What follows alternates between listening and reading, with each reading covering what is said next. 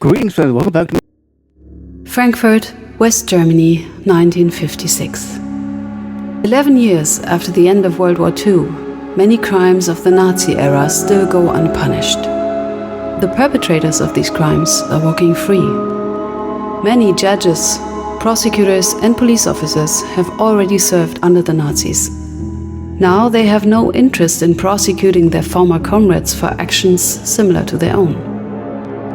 For the victims of these crimes, this is unbearable. To end this, Attorney General Fritz Bauer establishes a special unit of young prosecutors with no ties to the old regime. I am Esther Katz. I am one of these prosecutors. We are investigating Nazi crimes and bringing perpetrators to justice. Not to avenge, not to heal, but to show that there are laws that apply to all. It doesn't make us popular. Most want to forget. Some want us to shut up. But they cannot stop us. Nothing belongs to the past. Everything is still present and can become the future. Greetings friends, welcome back to my channel. This is GamerVictorious, and today I'm going to show you an indie game developed by Paint Bucket Games, where we play as a young prosecutor, Esther Katz, in the 1950s West Germany, investigating and prosecuting former Nazi officers for their crime during the World War II.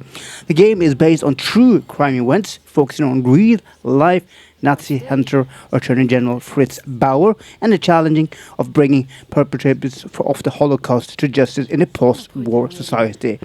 And this game has both the investigation aspect, interrogating witnesses, find clues, present them in a case court, and using our intellect and detective skill to uncover the truth. It's available on Stream for $16 US. It's a very good game. I recommend you all, and I'm going to show you the first part of the game. So don't forget to do subscribe to the channel if you like such games. Leave a comment, and yeah, enjoy yourself. This is called... I hope this job wasn't a mistake. The door is locked. The door is locked.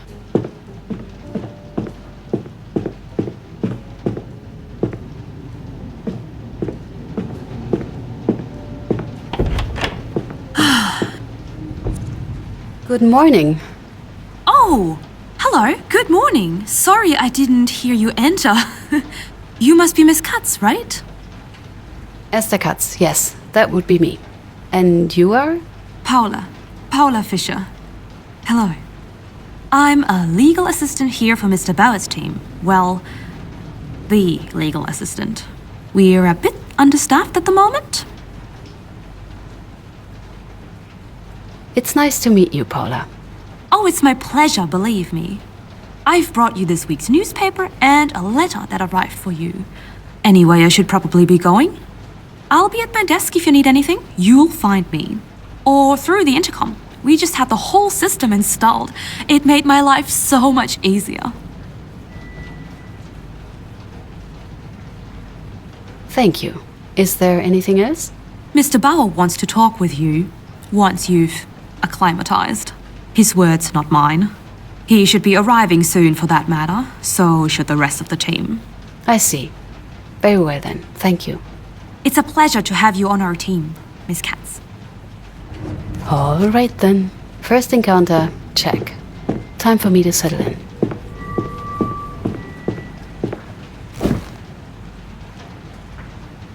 Look at that. Written evidence of all those sleepless nights. And the ton of coffee. But here I am. I finally made it. Pretty sure it was all worth it. The last holiday we spent together as a family. I'm so glad Dad made us do it. Franz was such a show-off that summer. Always trying to impress the girls. I wish you were here, big brother.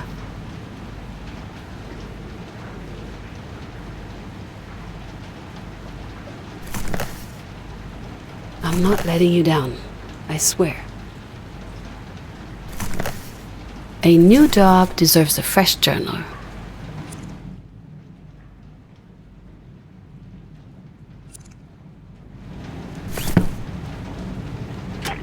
Miss Katz, how can I help you? That will be all. Always happy.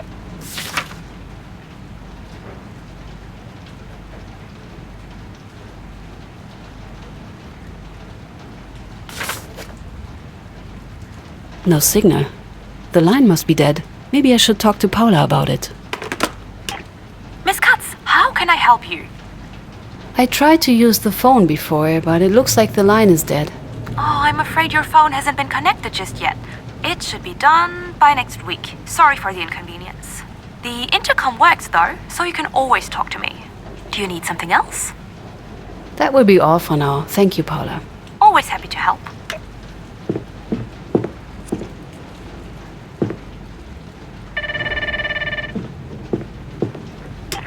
Hello? Mr. Bauer is ready for you. He says at your own time. With him, that means as soon as possible. Thank you. I'd better get going then. Good luck.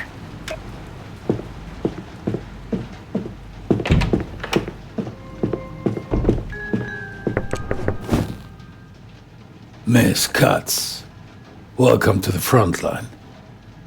Good morning, Dr. Bauer. Just Mister. We're working together.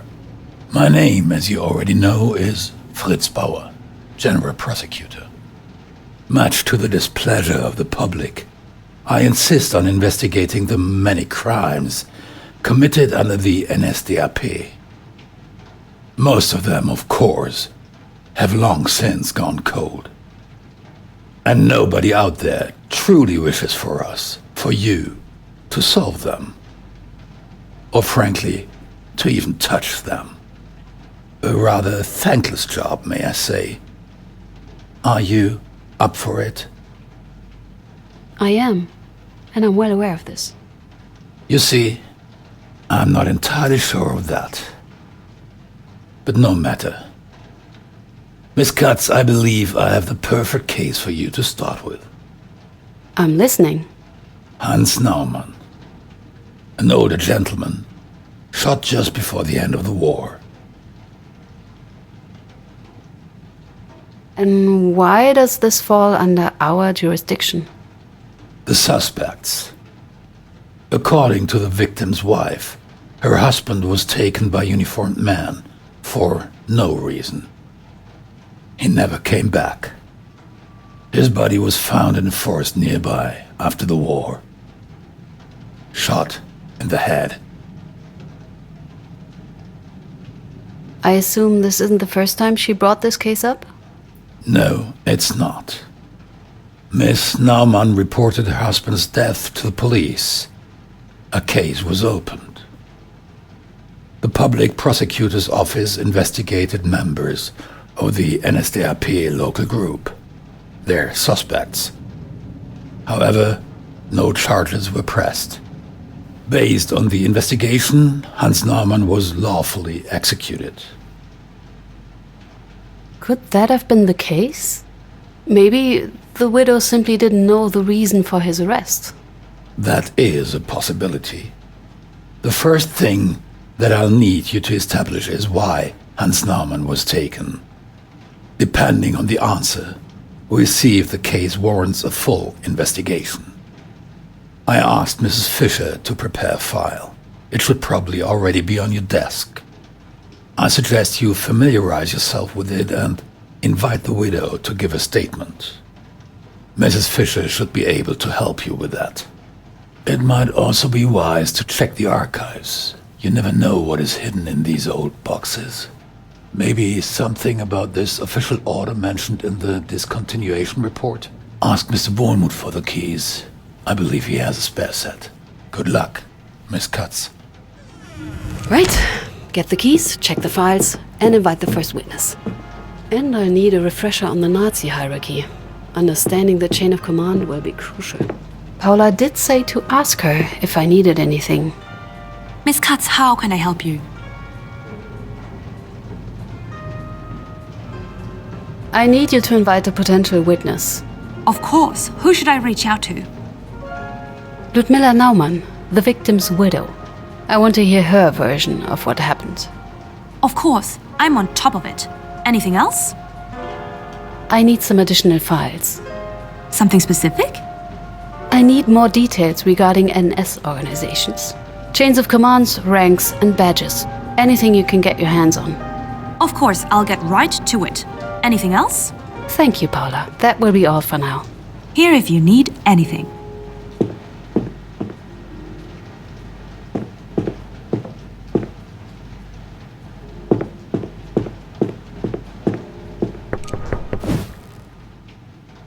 Oh, hello. Oh, please, forgive the mess. I'm afraid I didn't have the time to clean up. Miss Katz, right? Esther Katz, nice to meet you. Pleasure is all mine. Christoph Olmuth. Christoph, preferably. I try to be on first-name basis.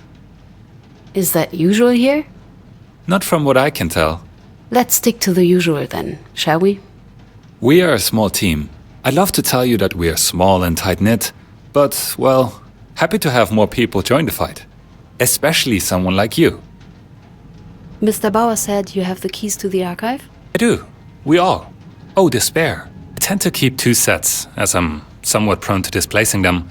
Just let me find it. And there it is. The master key. Be aware of its gifts. Thank you, Mr. Wolmuth. Please, Christoph is fine. Good luck in the archives.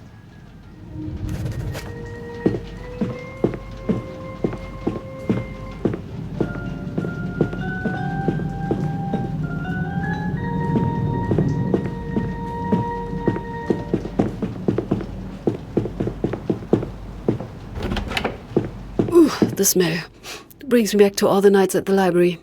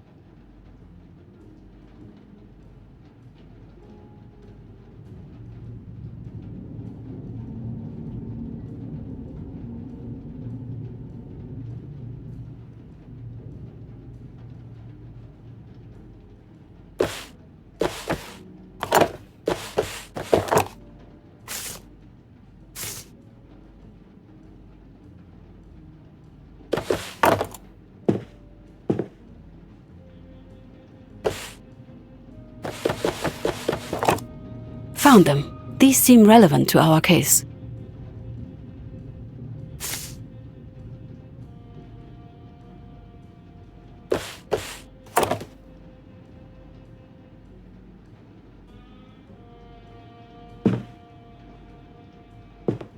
Paula, how often do I need to tell you that my plaque belongs on my door and not on the floor? That voice. Oh no. And how often do I need to remind you that I am not your handyman? Just fix my door, Paula! Ugh, no.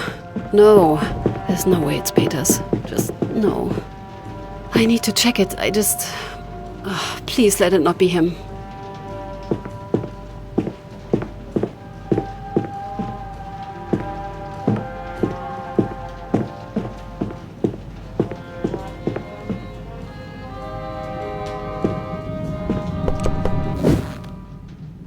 This better be about my door, Paula. Tell me this is a joke. My thoughts exactly. Fold. What are you doing here, Katz? Funny. I was just about to ask you the same thing. I work here, Katz. I'm Mr. Bauer's right-hand man.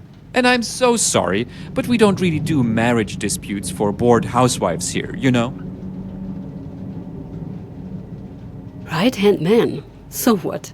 You're his assistant? I thought you wanted to be a well-paid defense attorney. Didn't get the job on account of your wonderful personality, I assume. Just my luck. So you're the new hire, Katz. In the flesh. You won't last a week. Oh, so you did find your confidence in the end? Or is it still going to be like that time you scored 4th in class and threw a fit? Classy, as always. You know what? I don't have time for this. Get out of my office, Katz. Try not to embarrass yourself.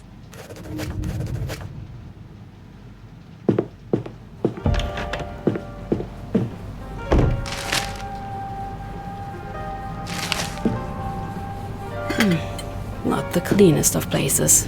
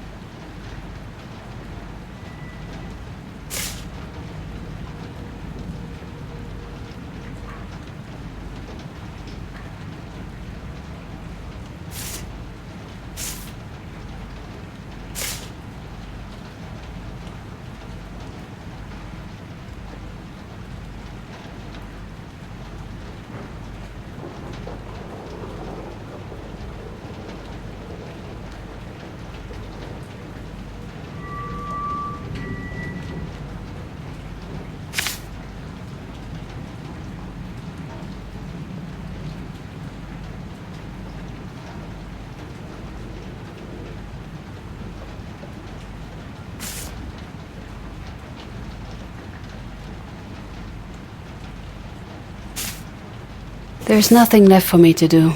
I should call it a day. Still no signal. Miss Katz, how? Thank you. Here if you need.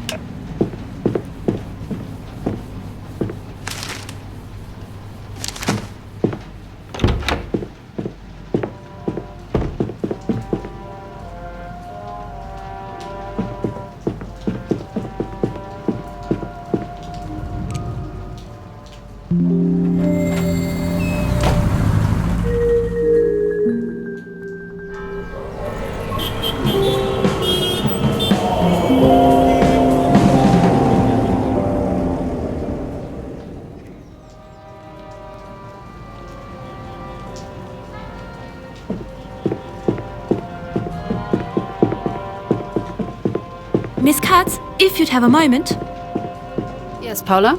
I found some documents you asked for. They're waiting in your inbox. Oh, and there was a call for you. Asked for you to call back. I wrote down the number, left it with the files. Thank you, Paula.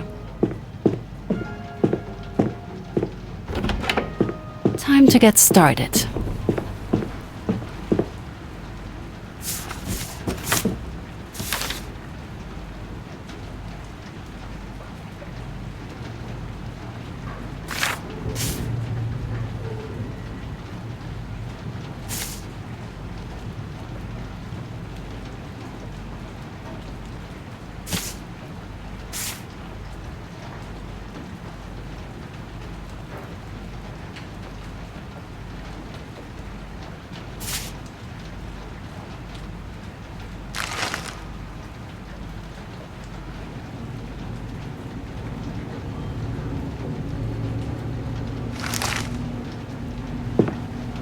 I still can't believe Peters is working here. Peters? I wonder if anybody can tell me how this happened. Miss Katz? Who called me? I'm afraid he didn't give a name. An older man, I'd say. Sounded very proper, even if he did ignore my questions. Oh, he referred to you just by name, Esther. Can I ask you something delicate? Of course. What's this about? Peters. Oh, what did he do this time? And that already answers some of my questions. He didn't do anything yet. I just found it strange to see him here. When did he start working for Mr. Bauer? He was here from the very beginning. One of the first hires. Or even the first hire, according to Christoph. Oh, I'm sorry, I meant Mr. Wohlmuth. Apparently, Peters volunteered as soon as Bauer was appointed district prosecutor. Before there was even any talk of forming a team. I know, I don't believe that either. What's it like working with... Terrible. Just... let me tell you, that man has no respect for me and my work. Or anybody else's work for that matter. Maybe, except for Mr. Bowers. But he seems simply convinced I'm just here to be his personal maid, secretary, cook. My coffee, Paula. Where are my files, Paula? What about the witness I asked 2 minutes ago, Paula? And then that damn plaque of his. Don't even get me started. How is this work? Is it any good? Unfortunately, yes. I'm sorry, I shouldn't be saying that. I don't even think that, really. We're lucky to have him. He's dedicated, diligent, and very good at his job. Mr. Bauer is more than happy with his results. I just wish his attitude matched his aptitude. Or that he'd clean up his notes once he's done with a file. Thank you, Paula. I think that's all. Wait, not so fast. Why are you so interested in Peters? He was in my class when I studied law. In several of my classes. I'm so sorry. That's why I was so surprised to find him here. He was just a pain. Self-centered, snarky, full of himself. Clearly only in it for the money. No ideals. Just ambition and spite. Oh, we need to get coffee at some point. And well, I don't know. Mr. Bauer does trust him for some reason, so that has to count for something, right? I sure hope so. Thank you, Paula.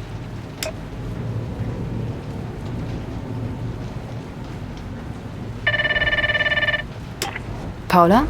Mrs. Naumann just arrived. I showed her to the conference room. Thank you. I'll be right there.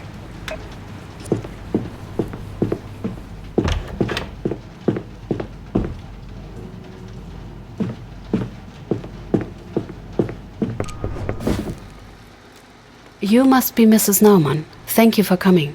My name is Esther Katz. I am one of the prosecutors in Attorney General Bauer's team. Good morning, Miss Katz. I am very grateful that you found the time. The last prosecutor who looked into my husband's death didn't even speak to me. He dismissed the case, claiming my husband was rightfully executed as a traitor. Did your husband do anything for which he could be accused of treason? Of course not. The men that took him weren't even looking for him. I see. I know it's not easy, but please take me through the day your husband was taken.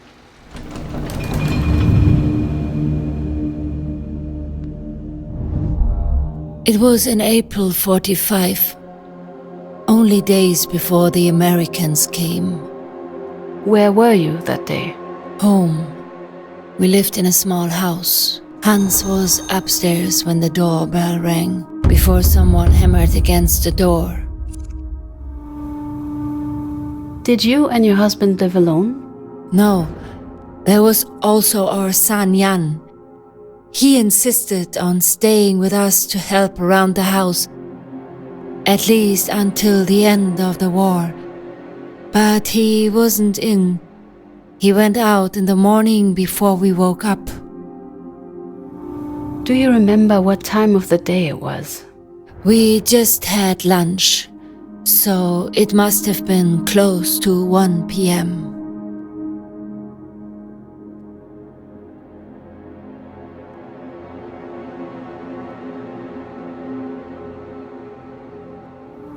When you opened the door, who was it? There were 2 men. One of them was pointing a gun at me. Do you remember what they looked like? Both wore uniforms.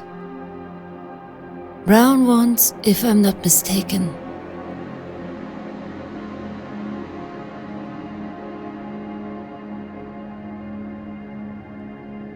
Did they belong to the Wehrmacht? No. Not Wehrmacht and not police either. Maybe some kind of party officials or something. One of them was small, thin. He wore glasses, I remember that. The second man was bigger. He was the one pointing the gun at me. He seemed to be in charge. What made you think that? He had 2 golden stripes on his uniform, and he was bossing the small one around. He yelled and waved his gun around to scare me. Let me stop you for a second. These stripes on his uniform.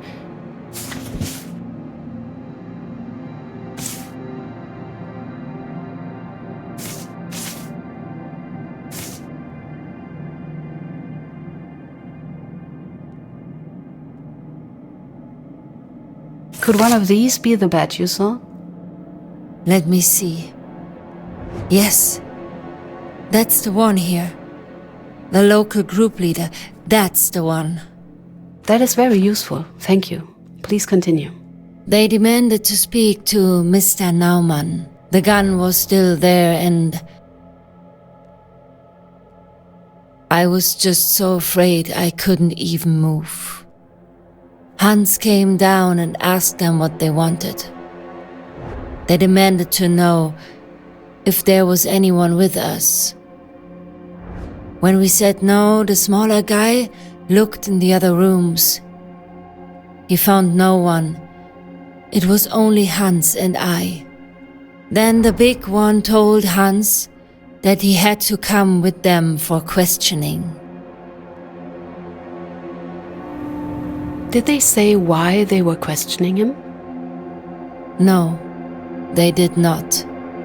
They ignored Hans when he asked for their reason. Then everything happened so fast. The small one said they'd let him go if our son would turn himself in. Then they just herded him out, like an animal.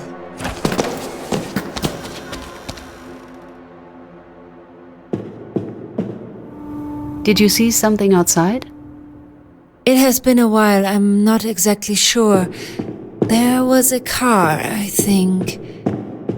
Yes, one of those big, terrible trucks that they used. I remember them.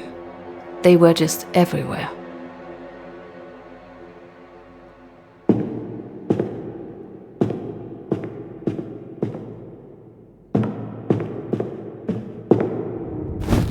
This was the last time I saw him alive.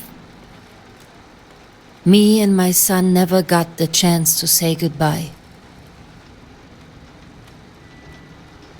What was that man's comment about your son? Jan. He was living with us at that time, but he didn't show up that night or the following. He got into some trouble. Bad trouble. Do you think the men were looking for your son? I believe so, yes. At least that's what they said. Wait a second. I think it was mentioned somewhere.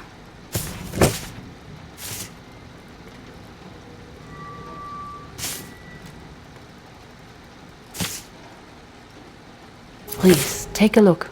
No, I am... Please, continue. What happened upon your son's return? When Jan finally came back, it was already too late. We asked the authorities about Hans, but they pretended not to know anything. After war, my husband was found dead in a forest nearby. I believe he died. I would really like to talk to your son about it. You and I both, dear. But I am afraid that's not possible. Jan died only a few months after his father. Pneumonia. Hans was innocent. They killed him, and that's murder. No matter what they call it. I hear you, Mrs. Naumann. Please, Miss Katz, will you find the man? I will do my very best. Thank you. We will let you know if we have enough for an indictment. Please, Paula will help you to the door. Goodbye. I should update Mr. Bauer.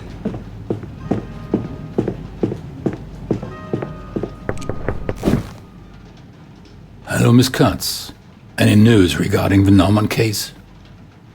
And quite surprising ones. As it turns out, he wasn't even supposed to be arrested. The men were looking for his son, Jan Naumann. When they couldn't find Jan, they took Hans instead, the father. I assume that's what Miss Naumann told you. But are you sure she is telling the truth? According to the files, the man they were looking for had climbed up a flagpole, torn down a flag, and beaten up a block warden when he was caught in the act. Hans Naumann was 77 years old at the time. Of course, there are older men who are in good shape, but... Pulling down a flag and beating someone up seems unlikely. I understand. Yes. I see, but why did the man take him, if they knew he was innocent?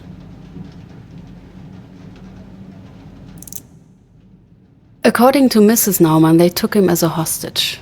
They were hoping his son, Jan, would surrender once he learned that they had his father. Highly illegal, even back then. Not uncommon, though. But why did they shoot the old man?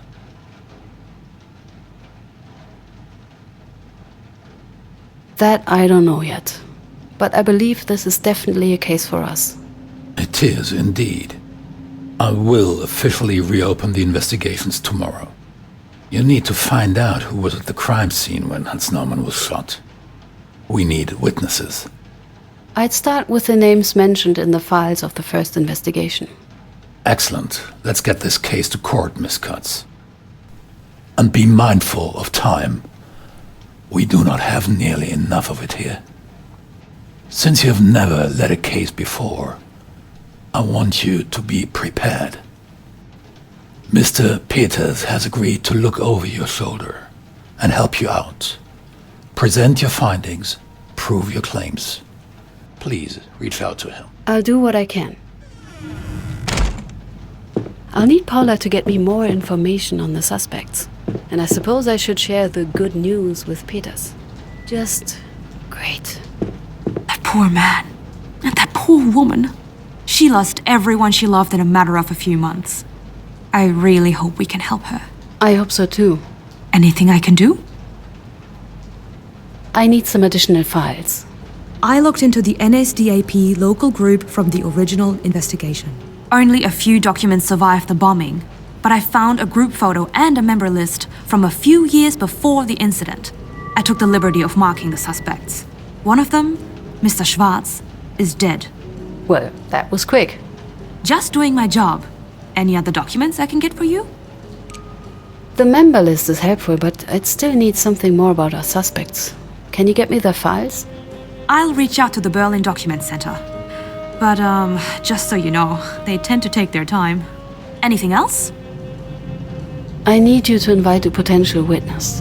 Of course. Who should I reach out to?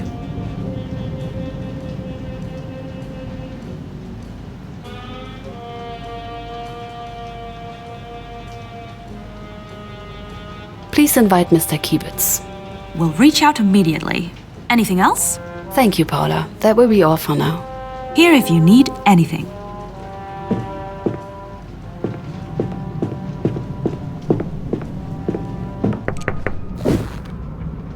I had a talk with Mr. Bauer.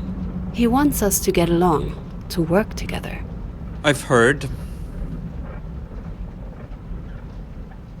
Let's just be adults about it, Peters. Peters? Yes, I've heard you, Katz. Fine. Here's what we're going to do. Let's just call it a truce. I won't interfere with your casework if you stay away from mine. Agreed? Agreed. Good. And as for this whole preparing you for court situation, I swear to God, but there is no point discussing it before you've met the witnesses anyway. Thank you for thinking I'm a total beginner. Oh, you're welcome. Someone has to do it, since Mr. Bauer apparently overestimates your abilities.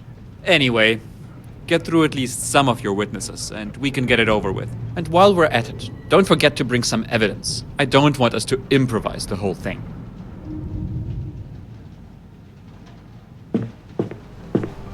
Well, hello. And who would you be? That's Marlene.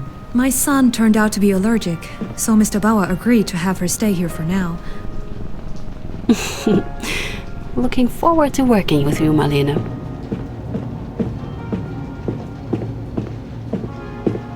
Civil codes, Bereichsgesetz, Seneca, and some Franke and Neumann. Quite a collection. Wait, is that a Sachenspiegel? I think Dad had a copy of this edition.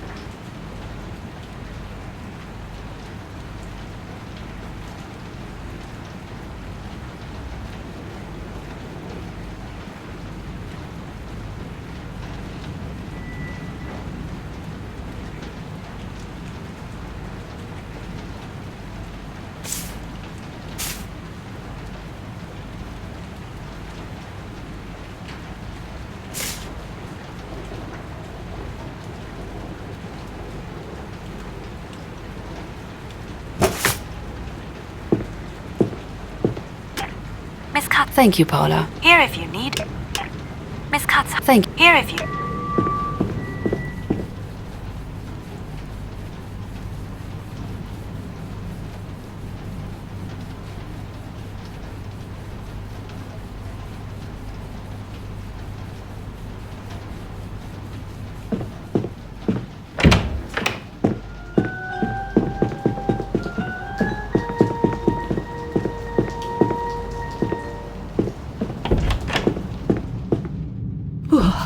It's really freezing in here, and the heater does not seem to be running.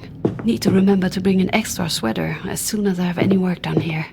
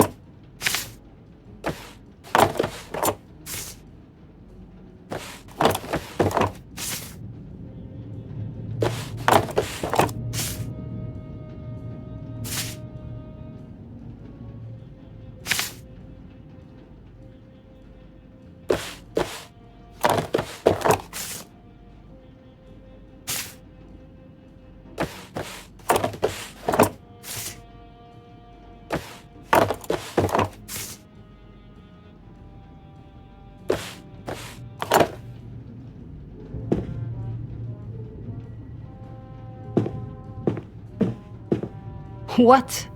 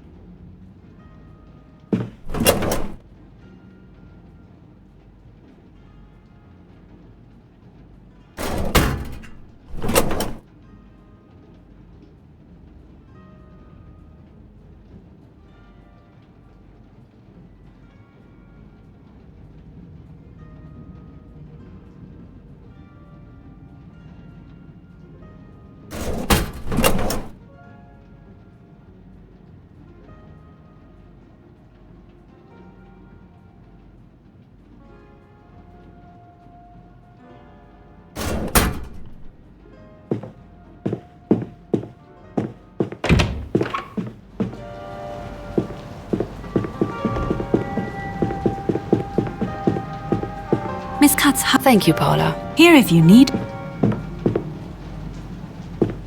The doors.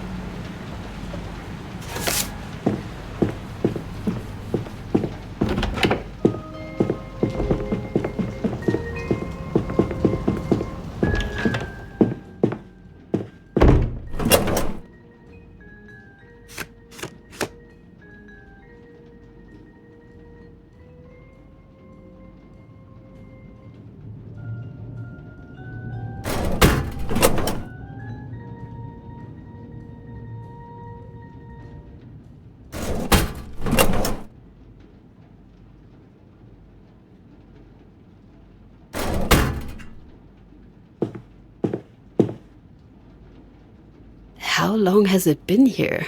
Ugh, does anybody ever clean around here?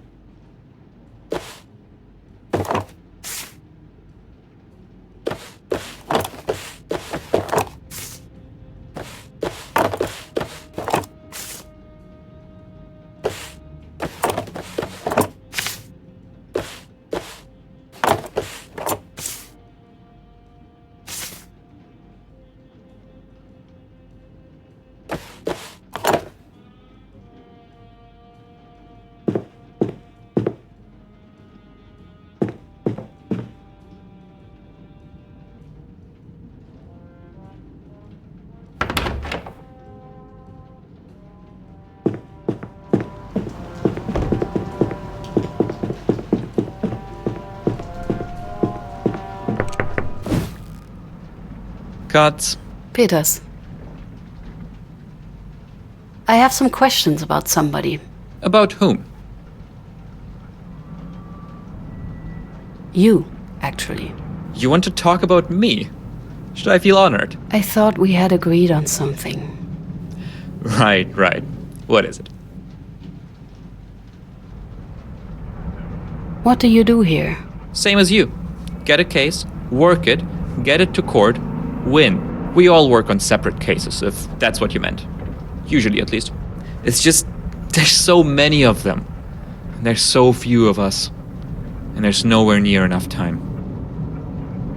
One more question. I have some questions. So, What can you tell me about the work here? it's important, necessary, but it's exhausting. And very much unwanted by those outside of the team, if even that. And then there's the... No matter. What did you want to say? It doesn't matter. You'll find out yourself. You sound disappointed. Hardly. In myself, if anything. It's a tough job. It takes its toll. In more ways than I had expected. Got it. Back to the work topic. Thank you.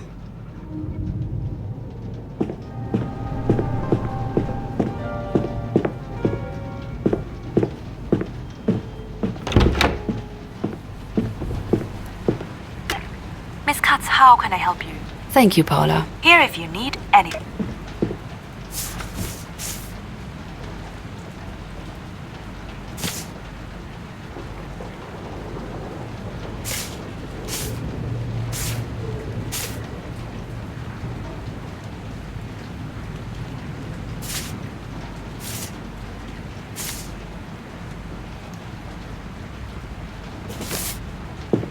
Who do I want to call? Hello? Father? I didn't expect you'd call me here. Oh, Esther, my dear, so good to hear you. Did you settle in all right? It hasn't been the warmest of welcomes, I'm afraid. And the cases, they're tough. I see. Esther, there's something I want to discuss. Do you remember our little talk? It must have been last month. I don't recall. Then you should pay better attention. It pays off in our line of work. It is about the job at Bergmann, Kranich and Partners. Family law. Very respectable.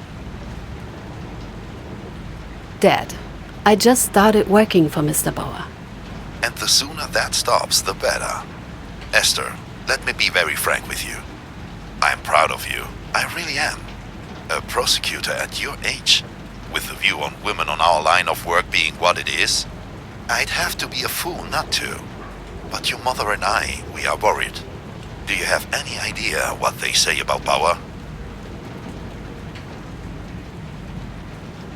There are those who hate him. It means he's on the right track. To be young and so naive again.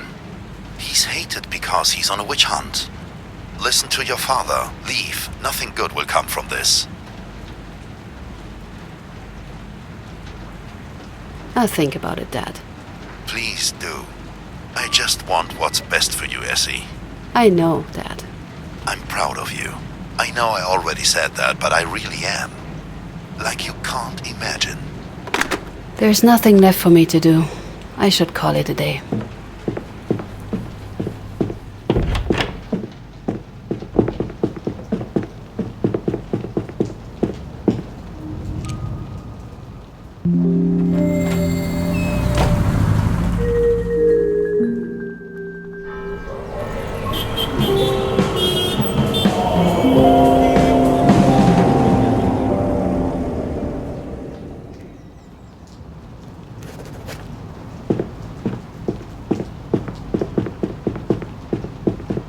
Good morning, Miss Katz. Miss Katz!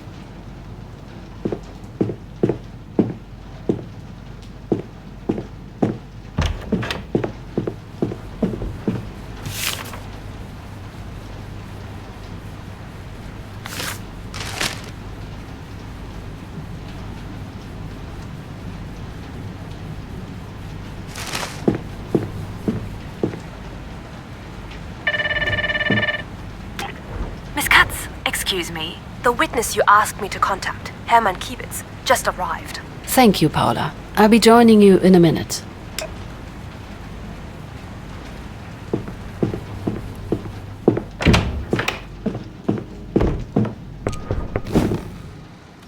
Good morning. My name is Esther Katz.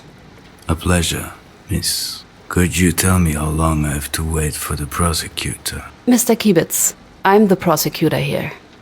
Oh, modern times, I guess. How long will this take? It will take as long as it takes.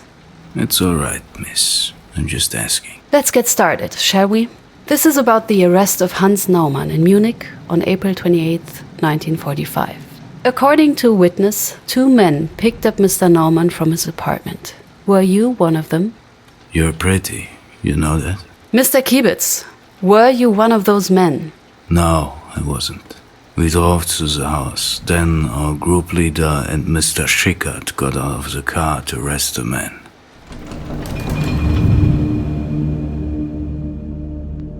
Then they tossed the old man into the car and headed to the district office. The district office. Where was it located?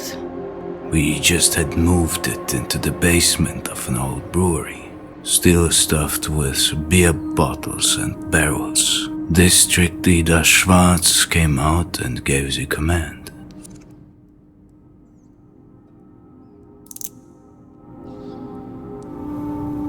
What command? What did he say? He ordered us to execute the man. Then he left. I felt uneasy. This wasn't right.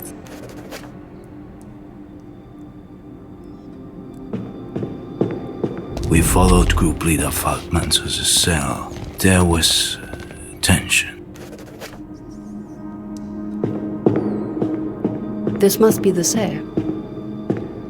Could you describe the cell? Very basic. Mattress, window, chair.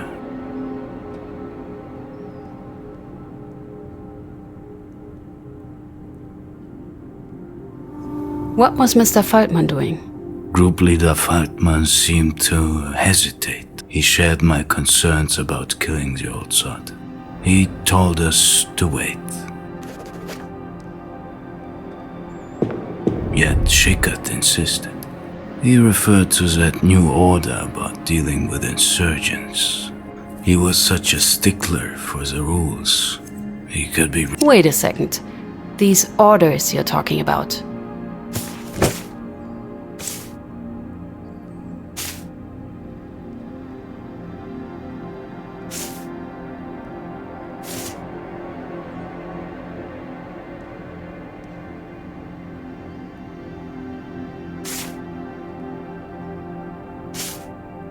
Are you referring to this?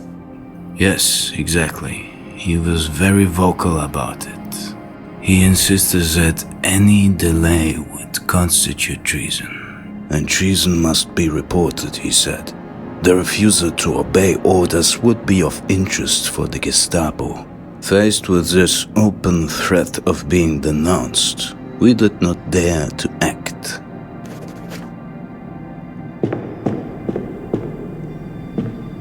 The tension was strong. Group leader Falkman ordered us to wait once more.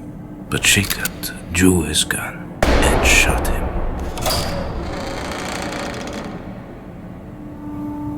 Were the compartments prepared to host prisoners? Kind of.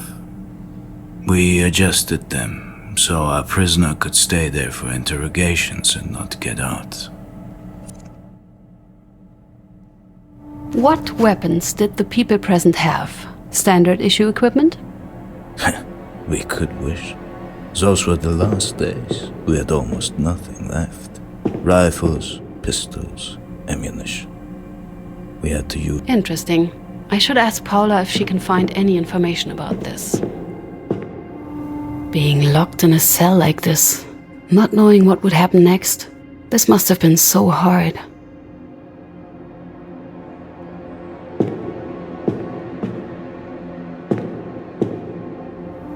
For how long were the prisoners held in these cells? Mostly around a week.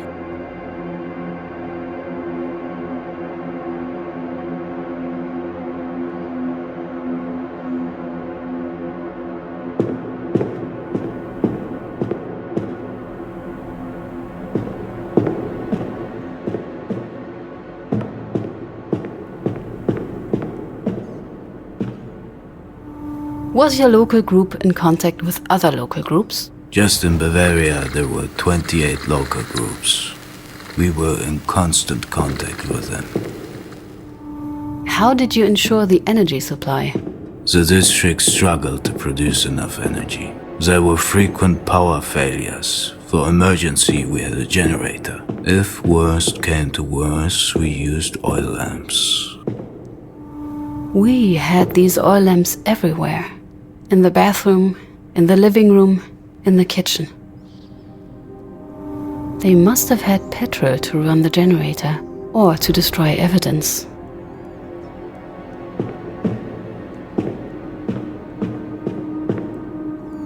I can still hear the sirens in my head. They seem to last forever, but it may just have been a minute full of despair, if you survived it.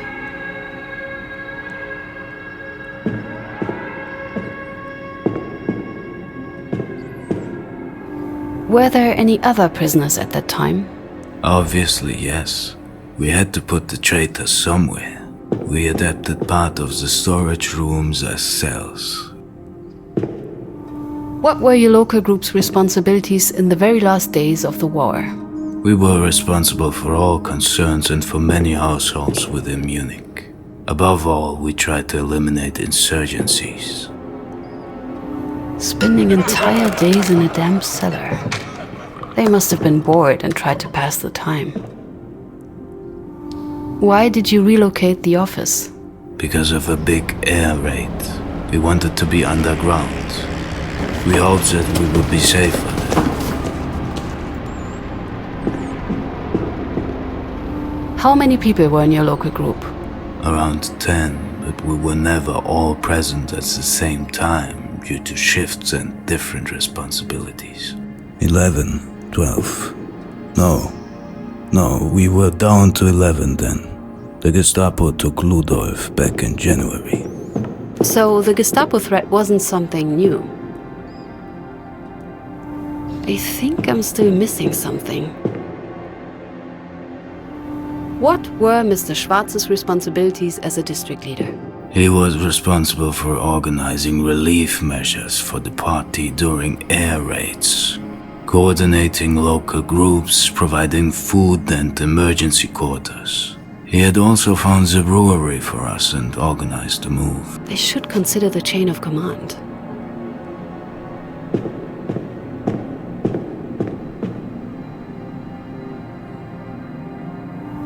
Was Mr. Schwarz involved in the execution? He gave the orders, but the members of the local group were responsible for carrying them out. Surely you can't expect a busy man like the district leader to attend every execution in person. There was no execution order in the files I got. If it exists, I should check if I can get my hands on it. How was your relationship to Mr. Schwarz?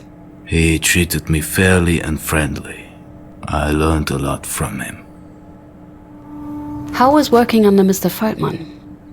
Great. He was a good leader and a better man. It was a pleasure to work with him. Even if some people might have disagreed, we had our share of malcontents in the group. But he knew how to deal with them effectively.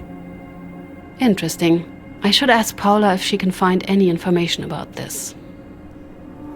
What were your responsibilities in your local group? Most of the time I accompanied District Leader Schwarz and drove him when he needed a driver. He knew how to convey power and discipline. Interesting. I should ask Paula if she can find any information about this. How did you and Mr. Schickert get along? He and I didn't have much to do with each other. We were just part of the same local group. He was no feast for the eyes, a cranky guy, strange. Always strict with his work, but annoying from time to time. He was obsessed with Prussian virtues. Did Mr. Schwarz even get to see the victim Hans Naumann? Not entirely sure. He was in his office when we brought the perpetrator. The victim? The victim into a cell. If Schwarz didn't see the victim, did he know they had the wrong man? What did he know? For how long did Mr. Feldman talk to Mr. Schwartz? Miss, it was over 10 years ago. I don't remember. Couldn't have been too long, as Mr. Schickert didn't have enough time to really get on my nerves.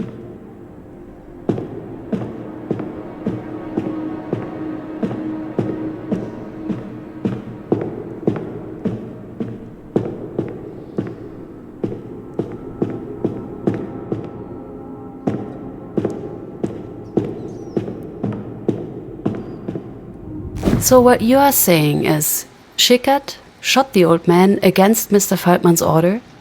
Exactly. That's horrible. These are brutal events you're getting to hear here. Are you sure you're up for it? Honestly, no one would think this is a job for a woman. What do you have to prove? I will file a formal complaint. What would you like to complain about? About talking to you instead of a real prosecutor. I see. Well, if you think that's necessary, go ahead. Thank you for your time, Mr. Kiebitz. Goodbye, Miss Katz. I should update Mr. Bauer. I wouldn't bother. Did you see Mr. Bauer? I wish I did. He got a call and had to leave. Urgently. Let me tell you, he was in quite the rush. Murmuring something about Argentina, of all places. Guess I won't be updating him today. I need you to invite a potential witness. Of course. Who should I reach out to? Please invite Mr. Schickert next. We'll reach out immediately. Oh, and did you have the chance to talk to Mr. Wohlmuth yet? He found the blueprint of the old brewery that you might find useful. It's where the district office was located at the time of Mr. Naumann's arrest. I need some additional files. One of the suspects mentioned something interesting about Mr. Feldman.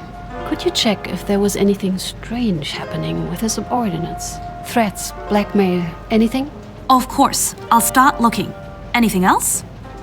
Is there any chance some files regarding the group members' responsibilities remained? Mr. Kiebitz's specifically. I want to know if he, at any point, worked directly for the district leader. I'll see what I can do. I need information on the equipment used by the local group. Weapons, mainly. As bureaucratic as the NSDAP was, they must have kept some sort of record. On it. According to the suspects, the shooting was ordered by the deceased Mr. Schwartz. But I saw no copy of such an order in the original case's files. That's weird. I'll look into it right away. There's a chance that Mr. Schwartz did not see the victim himself. If that's the case, my question is, what did he see? What did he know when he ordered the execution? I'm going to need whatever files would have been on his desk on that day. All that he could know about the victim. Arrest report, personal file, records, intake forms, whatever there is. That's quite a wide net. I'm on it, of course. Anything else? Any updates on the suspect's personnel files? I've made the request, but no news since then. Berlin's as silent as always. Thank you, Paula. That will be all for now. Well, I'm sure glad that is over. A second more and I might have punched him myself.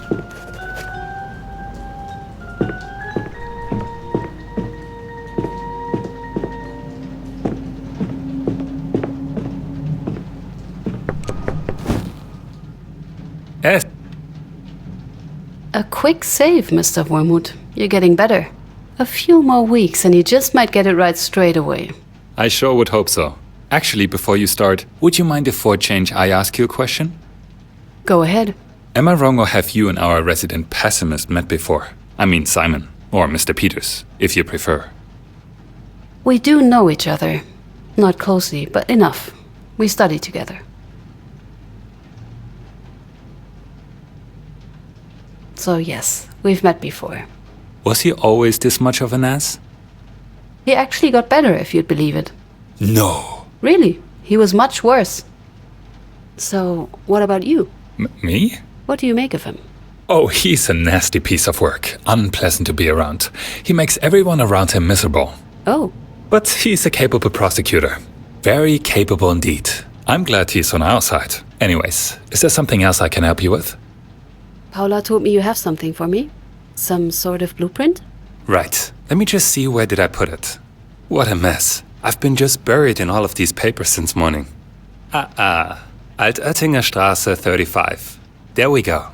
As we can hardly access the original crime scenes, blueprints like this ones are our second best thing. They are what you will be using in court to reconstruct your case. Thank you. It's not a problem at all. We need to have each other's backs here. So, who do you think did it? I'm sorry? The old man. Who shot him?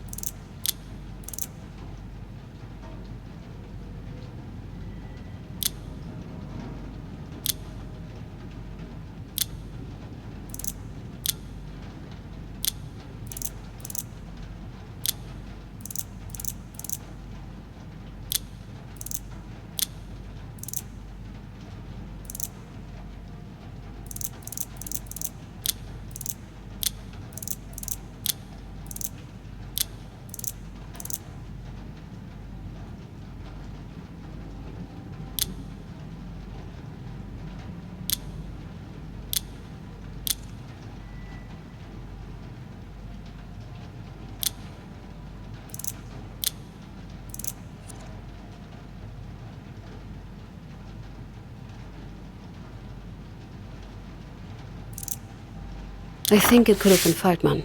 Taking the matter into his own hands? Wouldn't be the first time something like that happened. And is that what your witness told you? Yes, it is. Just remember, you can't always trust what they say.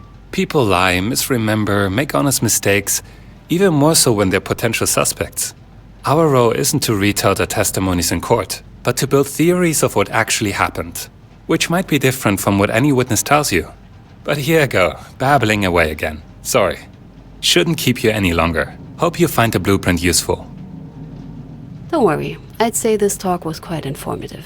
Thank you. Anytime. Don't be a stranger now. There's nothing left for me to do. I should call it a day.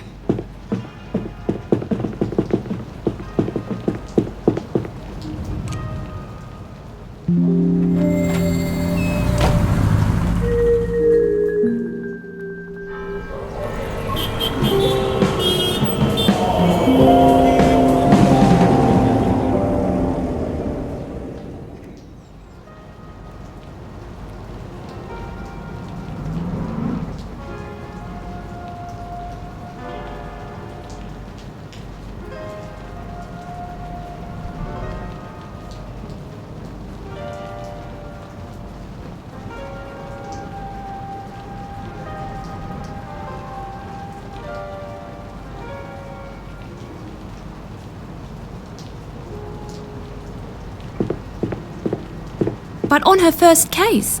Still, functioning free press is simply crucial to the... Wait, shh, I think she's coming up.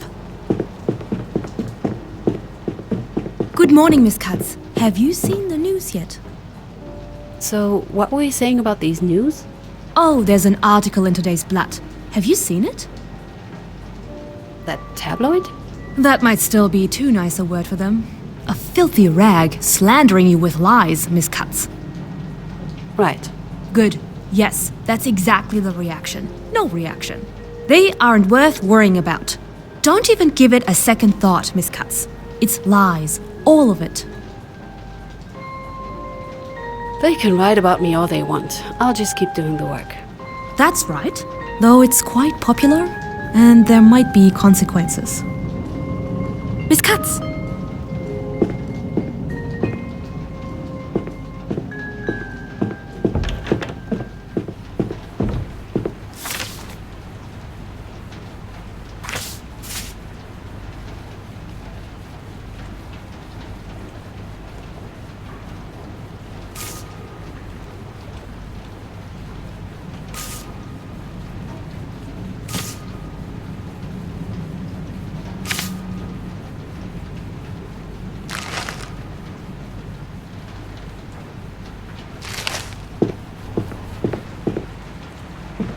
Who do I want to call?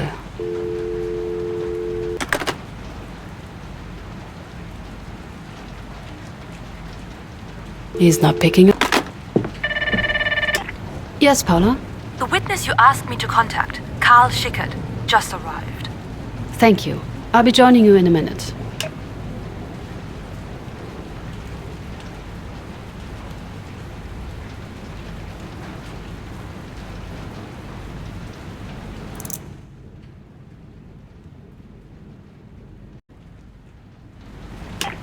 Miss Katz!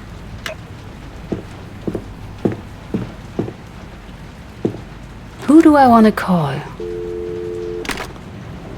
He's not picking up.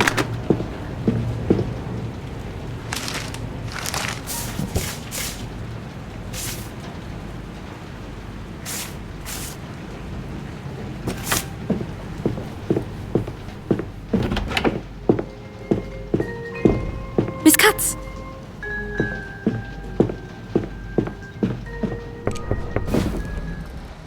Mr. Schickert, I didn't expect you yet. Arriving on time means you're 15 minutes late. I'm glad you're so cooperative. Thank you for coming. My name is Esther Katz. I am the prosecutor in charge. I'll cut right to the chase. What happened on the 28th of April back in 45? So, you're finally reopening the case, aren't you? You seem excited about this. What is it to you? Let me put it this way. I still have a score to settle. It is time for some gentlemen to answer for what happened back then. Just to be clear, you are referring to? Kibitz and local group leader Feldmann. So, your superior and your colleague. What had happened? On that day, Feldmann, Kibitz and I had captured an alleged insurgent. We had taken him to the district office and locked him in a cell. It was an old man. Was his name Hans Naumann?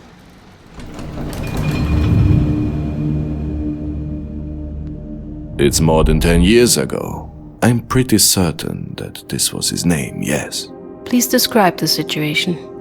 Shortly after, the two men came out. Pointing to the cells, the district leader gave the command. What kind of command? He ordered us to shoot the prisoner. Can you tell me more about your local group? We mainly wrote reports and helped in the district where help was needed.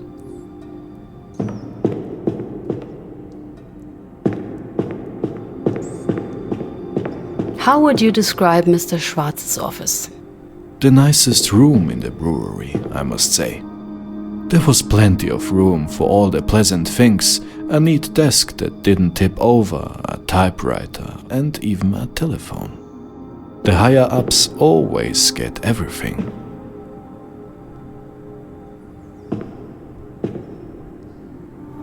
For how long did Mr. Feldmann talk to Mr. Schwarz? It was just a short meeting, maybe for a couple of minutes. Were your group's actions documented? Certainly, but that wasn't my task. District leader Schwarz took care of it. But most of those files were destroyed, unfortunately. If somebody did stay with Schwarz, it could have been documented somewhere. How was working under District Leader Schwarz? He was a strict man with defined values. Easy to work under because he was so organized and knew the strengths and weaknesses of each member. How was working with Mr. Feldmann? A power-hungry bully who kisses his boss's butts and belittled his subordinates. And that's if you were on his good side. Let's say his threats shouldn't be taken lightly. How did you and Mr. Kibitz get along? You both held the same title? Mr. Kibitz. Yes, we both were local group members. We did not get along so well. How did you fit into this local group? I have always proudly done my duty. I oversaw security.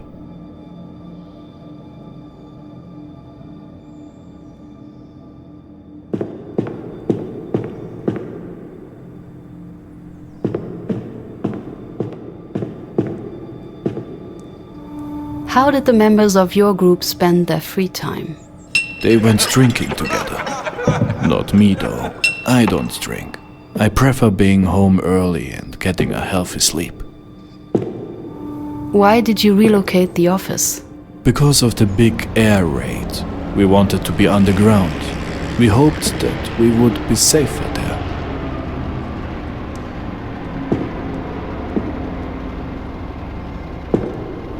Were there any other prisoners at that time? No. The old man was the only one that day. The district leader returned to his office together with Mr. Kibitz. Mr. Faltman asked me to follow him. Together we walked down the corridor to the cell where the old man was kept.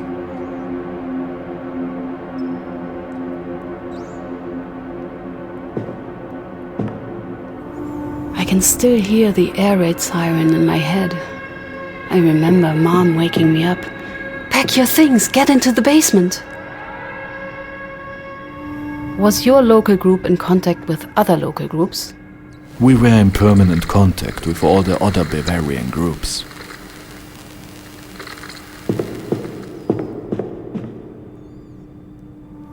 How did you make sure you had enough electricity?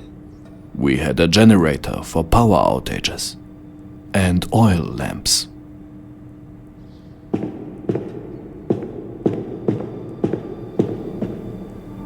Who prepared the cells for prisoners? A few colleagues from the local group. It did not take much to set up. With a bucket and a mattress, it was done. Did prisoners ever stay longer? A couple of days maximum. They were here for interrogations. Just a bucket and that's it? They were prisoners.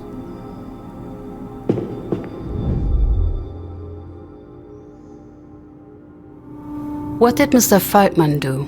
The group leader raised his voice. Do you remember his words? He told me to shoot the prisoner. And did you shoot the prisoner? No, I did not. The man was clearly innocent. You did not? Really? Just like that? Not just like that. I refused the order because the prisoner was not the man we were looking for. He was accused of... what was it again? I remember someone mentioned... Just a second, I have that somewhere.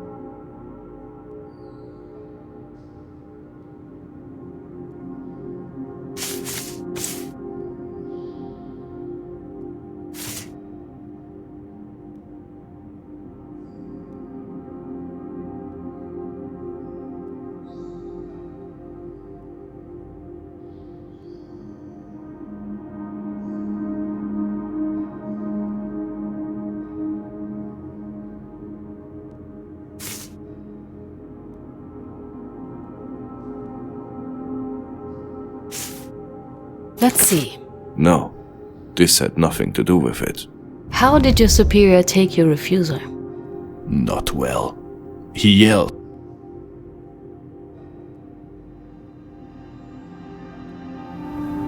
Do you remember your words? I told him that it made no sense and that we should refrain from doing that. Group leader Faltman then threatened me.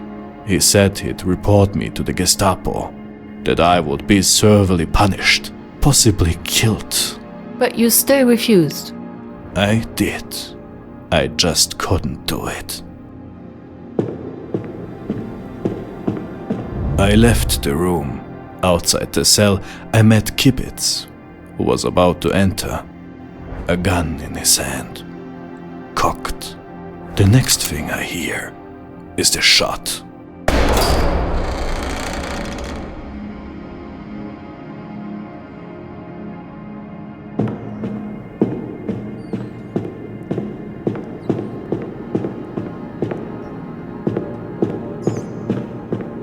So what you are saying is that Mr. Kiebitz shot him. He did indeed. I know it. But why would he do that? What was his reason? What do I care about his reason? What he did was wrong. That's why I'm glad the case has been reopened. You break the rules, you get punished. That's the way it should be. We will make sure the right people face the consequences, Mr. Schickert. Thank you for coming in. The pleasure is all mine. Goodbye, Miss Katz. Interesting. The suspects contradict each other in multiple aspects. I should see if I can make some sense of this on the blueprint and get this meeting with Peters over with. Now that was quite an interesting development. Somebody sure is lying. But who? Can't say I envy your job right now, Miss Katz. Apart from that, how can I help you? Are there any updates about the personal files? I suspect I already sound like a broken record to the Berlin doc. Sadly, no news. I need you to... Of course. Just one man left. Alfred Feldmann. Will do, Miss Katz. Miss Katz, there was a call for you. Actually, it was multiple calls. Yes, Paula? It's your mother. Did something happen? Is something wrong? Oh, no, everyone is doing fine. More than that. Splendid. Right. She just wanted to talk to her daughter. Very urgently.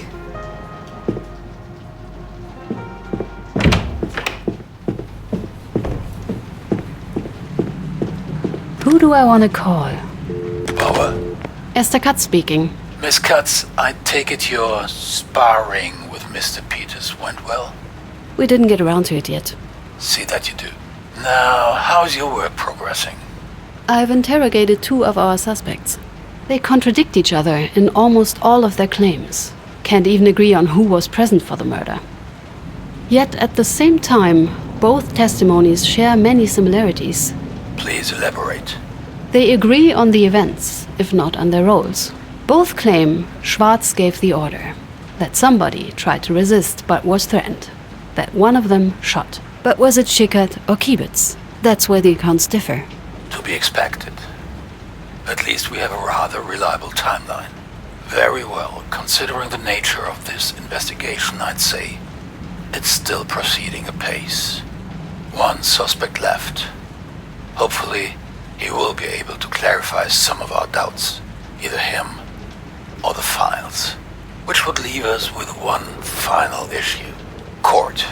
Once you've heard the final testimony, you need to prepare to present your case. That means reconstructing the course of the crime and finding proof that would back it. As mentioned, Mr. Peters will help you out. Teach you how to present your findings, prove your claims. It will help you to familiarize yourself with the ins and outs of court. We cannot afford to fail at court, and preparation is the key to success. That's why I urge you to start with your training right away and build your theory. Once you hear from all witnesses, we need to move to court quickly.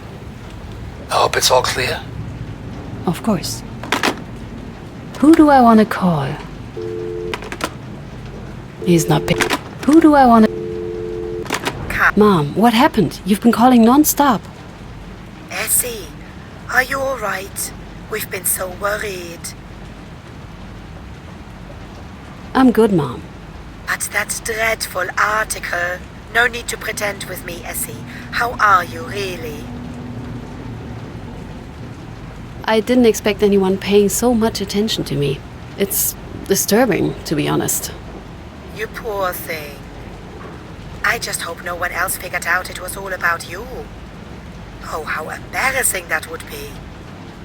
You can't be serious. But I am. Very much so, Essie dear.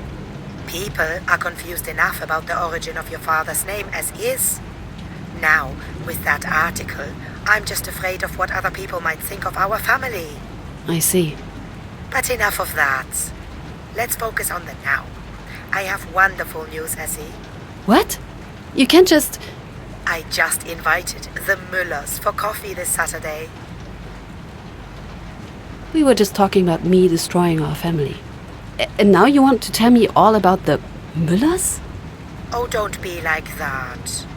You have to come. I'm dying to show off my smart daughter. Who are the Müllers? Do I even know them? I don't think you have met them yet. They just moved into the piano floor of the house opposite. Wait, did the Webers move out? No, the other house. The Langs.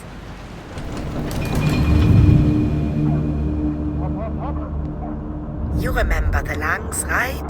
Thomas Langs. He used to work at the bank.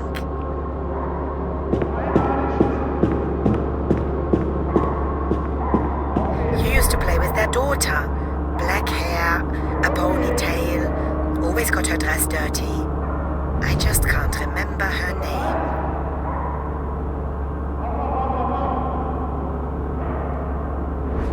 I really don't know who you're talking about. Anyway, I can't this weekend. Oh, what a pity. The Müllers are really nice people. And they have this good-looking son. Mom! All right, just mentioning it. No ulterior motives. Another weekend then. Are you free the week after? I need to get back to work now, Mom. A shame. Get back to me soon, will you? Sure. Bye, Mom. Goodbye, Esther.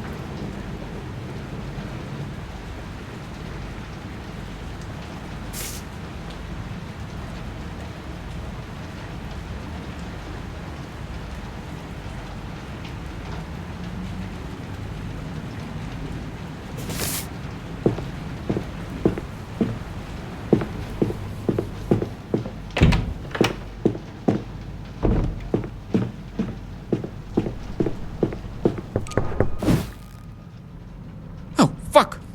Jesus, Katz. I don't have time for our little trial yet, if that's why you're here. Go, sort out your witness first. I have some questions. So? I have some questions. About whom? Thank you.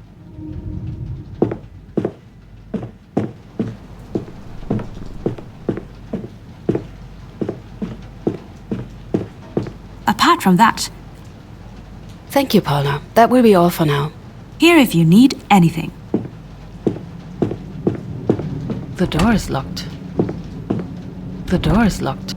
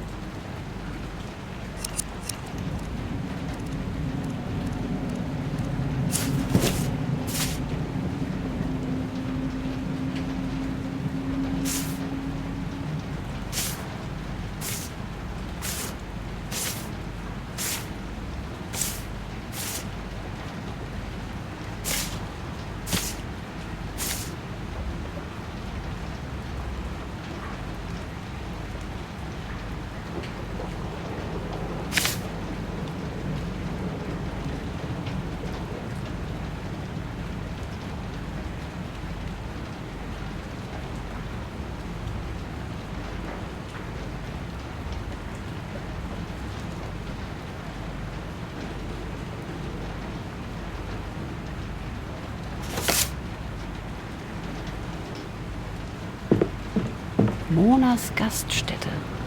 If the wine is good, I'd probably be a regular customer by the end of the year.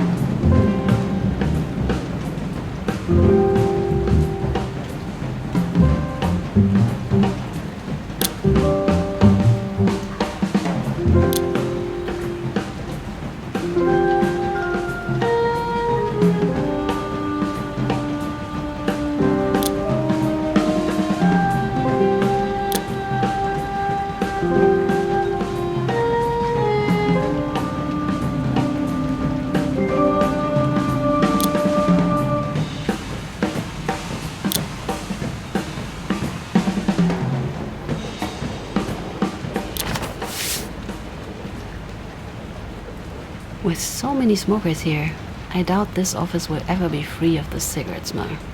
They are supposed to be good for you, though. That's what my doctor said. Who do I want to call?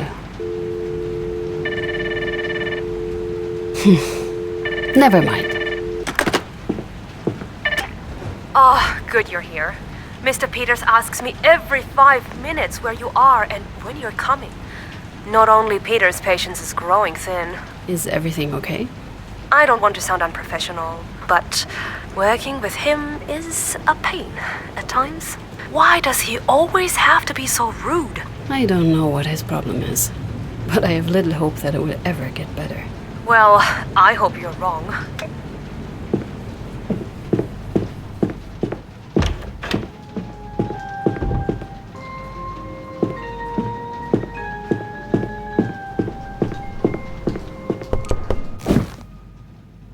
Honorable Miss Cutts, would you be ready then?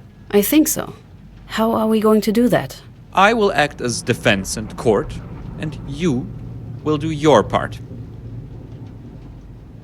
What do you mean exactly? You are Esther Cutts, the famous prosecutor. No case too hard, no challenge too high. Remember? Haha. You present your prosecution, support your conclusions with evidence, and win the case. And I'm trying to stop you from doing just that. Should be a piece of cake. For one of us, at least.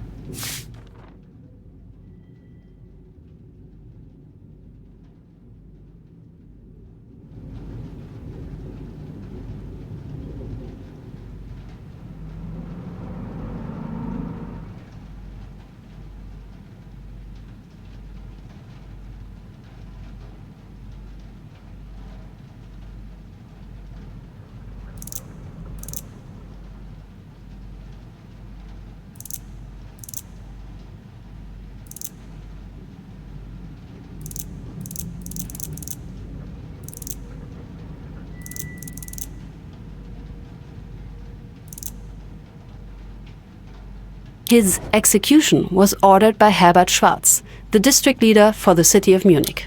As the senior member of the NSDAP involved in the crime, he bears the main responsibility for Mr. Naumann's death. Mr. Schwarz is unfortunately deceased and as such cannot be tried. This does not, however, absolve his subordinates of their culpability. Objection.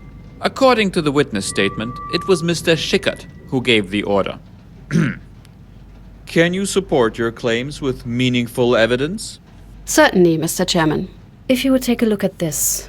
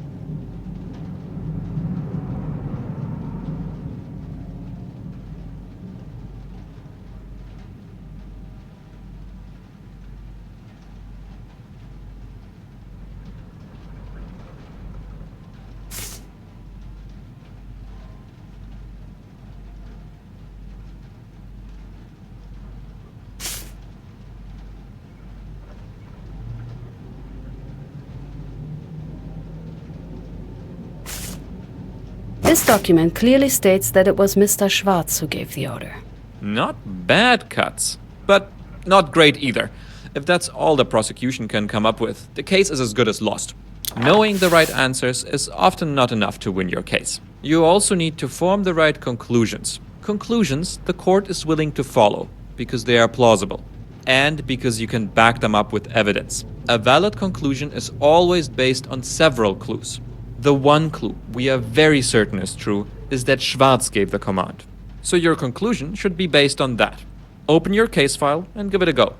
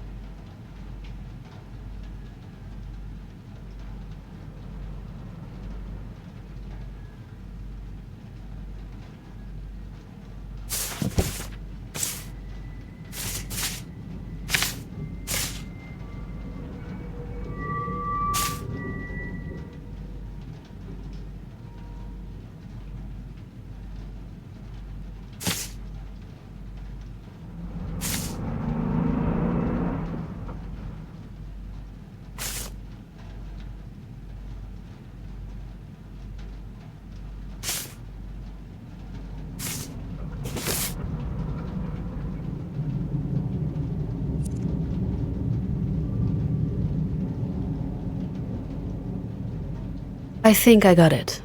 Shoot. We have several consistent statements that Schwarz gave the order to shoot. There are no discrepancies in the testimonies. It says so in the files, and Mr. Schwarz stated it himself in 1947. Therefore, I conclude the order to shoot Hans Naumann came from District Leader Herbert Schwarz. Congratulations. Well done, Katz. If you argued just as coherently in court, this might go better than I expected. However, it was not particularly difficult, and it will probably not be that easy again. Still, well done. Thank you, Peters. Enough practice. Your case is waiting. Keep up the good work. What now? You can't finish your theory before hearing that last witness. So you could go home. Personally, I like to be prepared, so I tried to see if I can find more conclusions. But I was always willing to go that extra mile. You do you. Peters? Katz?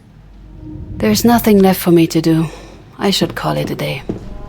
So, the dead flies on my desk. Your handiwork. Oh, I'm so sorry. She must have slipped in when I brought the newspaper.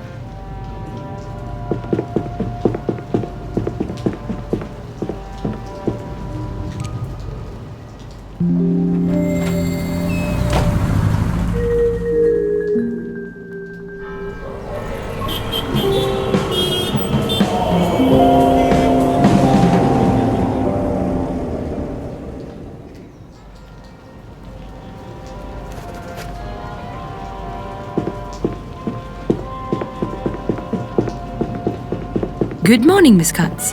Oh, and there was a letter for you. I left it on your desk.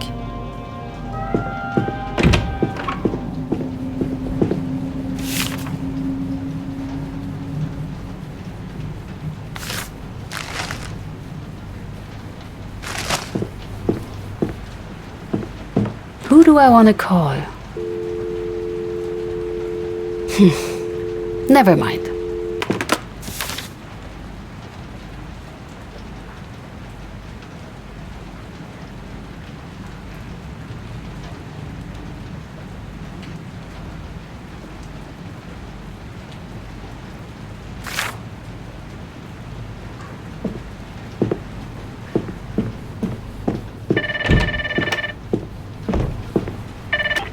Mr. Feldman has just arrived. He's waiting in the conference room.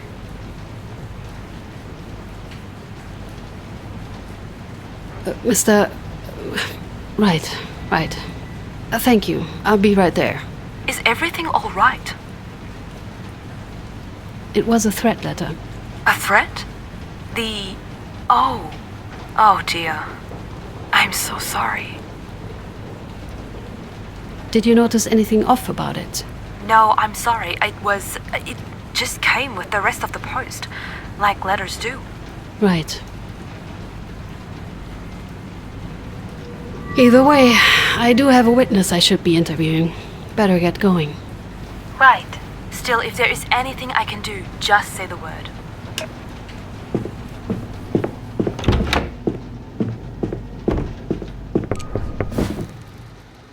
Mr. Feldman, my name is Esther Katz. I am investigating the death of Hans Naumann in 1945. What are you investigating? The case has been closed.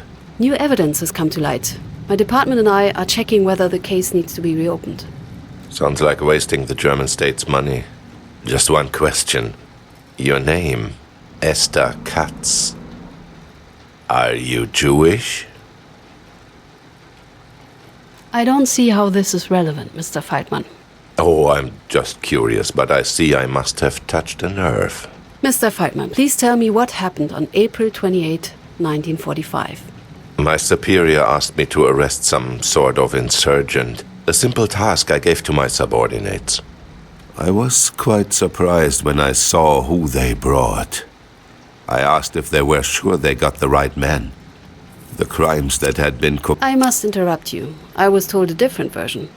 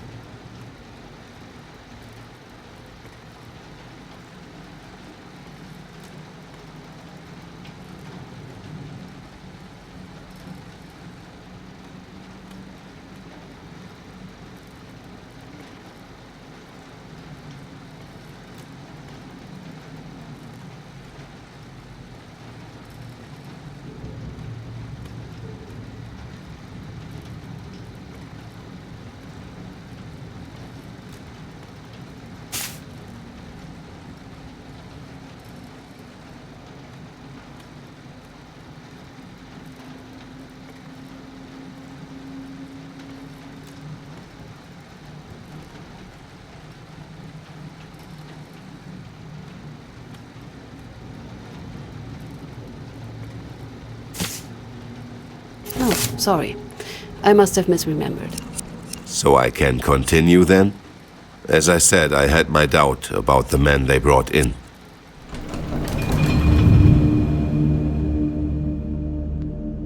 But Schickert insisted, so we took him back to the district office. Schickert and Kiebitz waited in the corridor as I spoke with the district leader, Mr. Schwarz. But he dismissed my doubts. Alfred, my man, you worry too much. It wasn't my place to doubt his decision, I thought. So we left his office and he gave the order. What did he say? That for his crimes against the German people, the prisoner was to be executed. Can you tell me more about your local group? We were Schwarz's hands, so to speak. While most local groups were responsible for a section of the city, we were assigned directly to the district office. How did the men react? I can't recall. It has been quite a while. I think they were a bit uncertain. Kiebitz, at least. I wanted to discuss the order further, but Schwarz went back to his office. Was the victim your only prisoner at the time? It's been almost 15 years, for God's sake, woman. 11. You can't honestly expect me to remember details like that.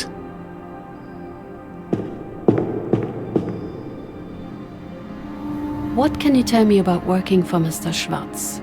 It was a true honor. Comrade Schwarz was an exemplary German and a magnificent leader. I have him to thank for my work ethic. I learned much from his example. We all did. What about you? What was your role in the district? As a group leader, I made sure Mr. Schwarz and the party's will were enforced in the city. He needed somebody he could trust, someone who would see to it that order was maintained. What can you tell me about Mr. Kiebitz? Exemplary subordinate. Loyal. One of the few people among that band of ingrates I knew I could rely on. Unfortunately, Schwarz knew that as well. Kiebitz might have been a member of my local group, but he mostly worked directly for the district leader. Can you tell me more about Karl Schickert? A damned idealist. He wouldn't shut up about duty and Prussian values. Still, I can't say anything bad about his work. Always diligent, hardworking, and unbearable perfectionist.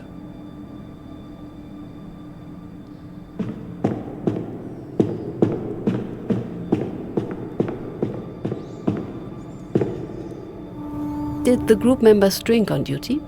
It was clearly forbidden.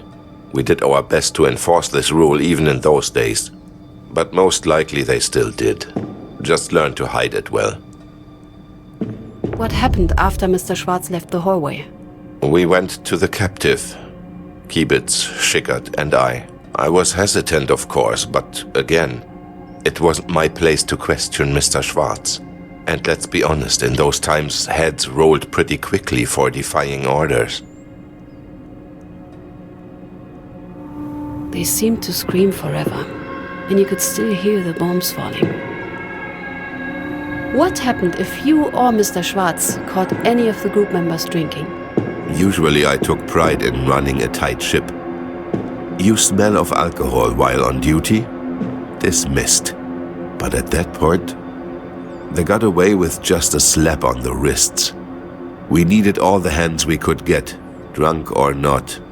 And with the Yankees on the streets, we all heard the bottles calling.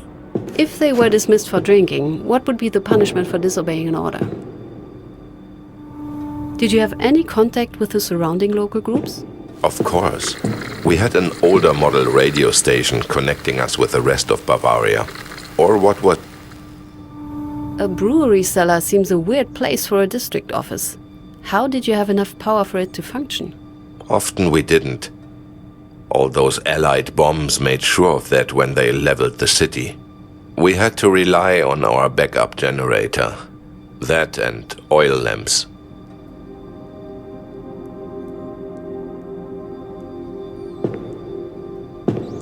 Then we entered the cell and I saw the captive up close. How I realized I just couldn't follow through with it. I told my men to stop. What did you tell them? That this could not have been our man. We had to convince the district leader to reconsider. Did they agree with you? Kiebitz did, but Schickert, on the other hand, he wouldn't even consider it.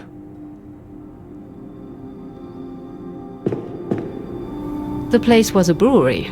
Did you prepare the cells for the prisoners? Not personally, but yes, a few rooms were modified adequately.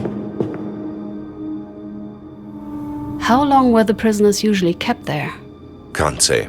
It depended on the case. However long it took for justice to be served. And what does adequately mean? It's been a while, miss.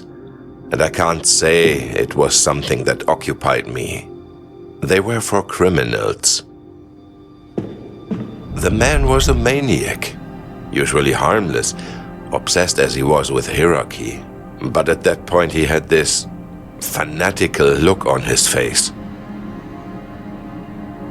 What did he say to you? That he would report me to the Gestapo. Now, you know what that would mean, but that didn't matter. I knew Mr. Schwarz. I knew he would understand.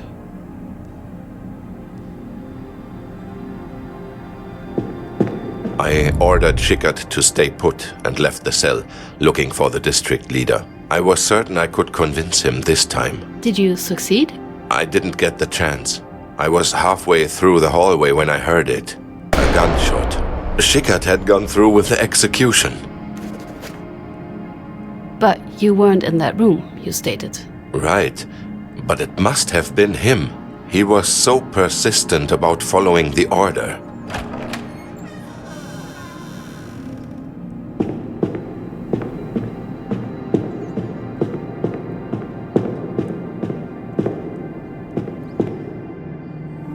You said you had mentioned your doubts to Mr. Schwarz.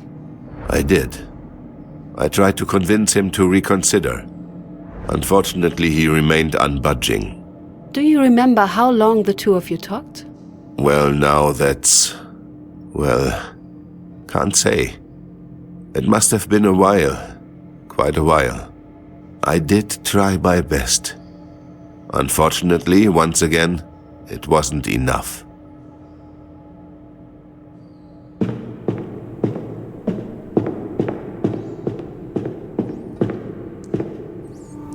When did you move to the cellar?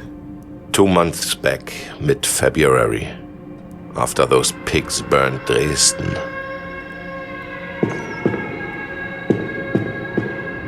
So, just to confirm, Mr. Schickert shot while you were not in the room any longer? That is correct. And that is all I know. Thank you for your cooperation, Mr. Feldman. I take back what I said in the beginning, Miss Katz. Perhaps it is right to reopen this case after all. Have a good evening, miss. That's all the witnesses. Let's see if I can make some sense of this.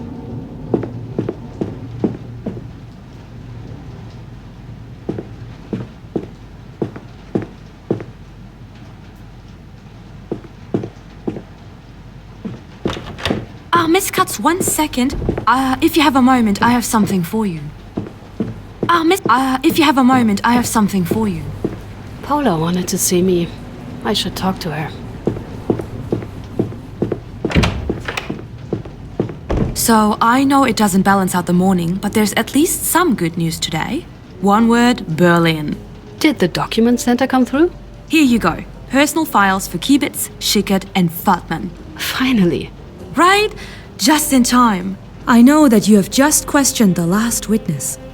Have you discovered any new leads? With a few calls, I might be able to get hold of a few more urgent documents for you. But I would need to do so right now, and I can't guarantee they'll make it in time. There's no need, Paula. Thank you. I better get back to the reconstruction board then.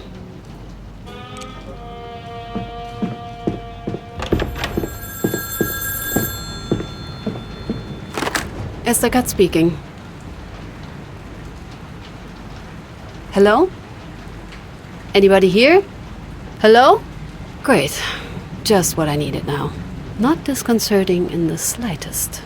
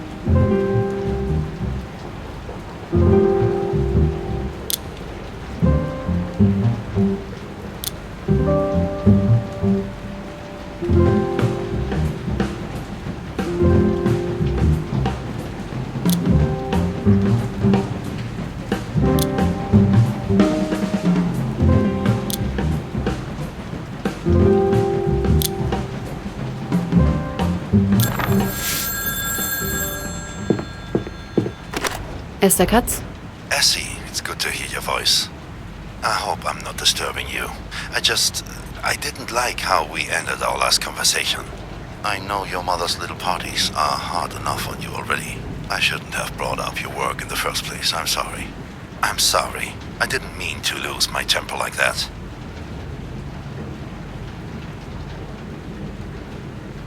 Thank you, Father, but why does Bauer make you so angry in the first place? Oh, Esther, you couldn't possibly understand all of it, and nor can he. He wasn't here when it all happened. He didn't see it for himself, live it. He says we should have done more, while he's the one who deserted. For me, it was never a choice to leave. But how should he understand it? His kind never really felt at home anywhere. And now he leads this self-righteous inquisition. It's hard to stomach. With that said, I'm calling because of a different matter. It's close, isn't it, your first trial? I can't wait. I know the feeling well. The facts on your side, all the statements lined up just so, the big speech prepared. It's intoxicating. Sometimes too intoxicating. Don't let it get to your head. Thank you, Father. But Esther, after the trial, I'm sorry, but please remember what we've talked about. It's not too late to leave. Nobody would think less of you. I would like to see this through, Dad. I see. By the way, there's something I wanted to ask you. Anything? Were you ever sent threats? That's a very specific question. Please, Dad. It's important. All right. Well, a few times. Yes, well, with some of the less savory cases. Just don't tell your mother. She'd be worried sick. God knows that's the last thing she needs. I just got one. A threat letter. Ah, of course. That's much earlier than I'd have expected. I knew Bauer wasn't a good idea.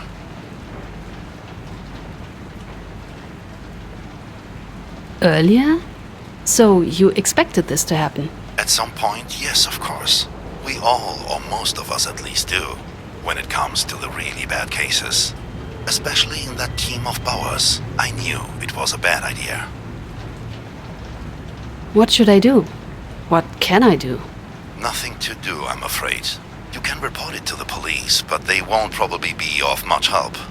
It's just a letter, a horrible one, but still, it's just paper. And some ink, I suppose. Nobody would dare to actually act against a public prosecutor. We are civilized. Yes, just like we were civilized 20 years ago. That's a good point. But it's different. You're a servant of the law, of justice. And for anybody who'd call himself German, that matters. It has to. As for the letter, try not to think about it, as hard as it seems. Personally, I used mine as kindling for the fireplace. No point in holding on to trash. This way it was at least somewhat useful.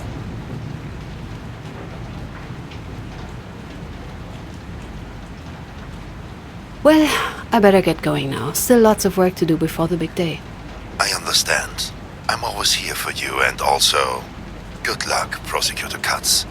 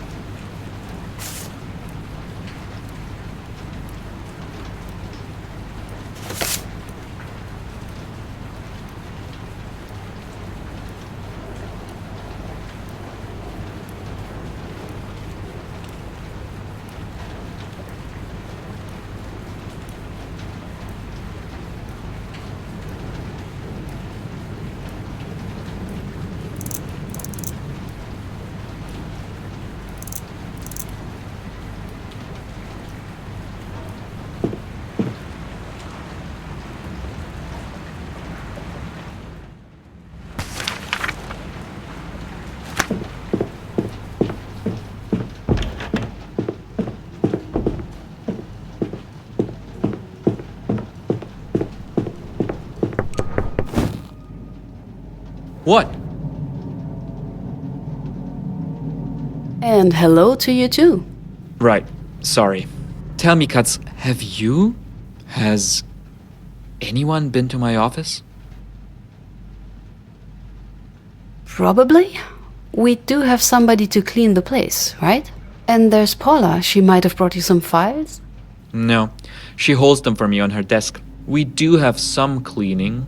Some woman, I don't know. But she's only in on Wednesdays. And she doesn't have my keys anyway. No help, unsurprisingly. So, what is this about? Someone was here. Just don't say anything. Someone was here, in my office, going through my documents, through my files, through my cases. Why do you think someone was here? I have my ways of knowing.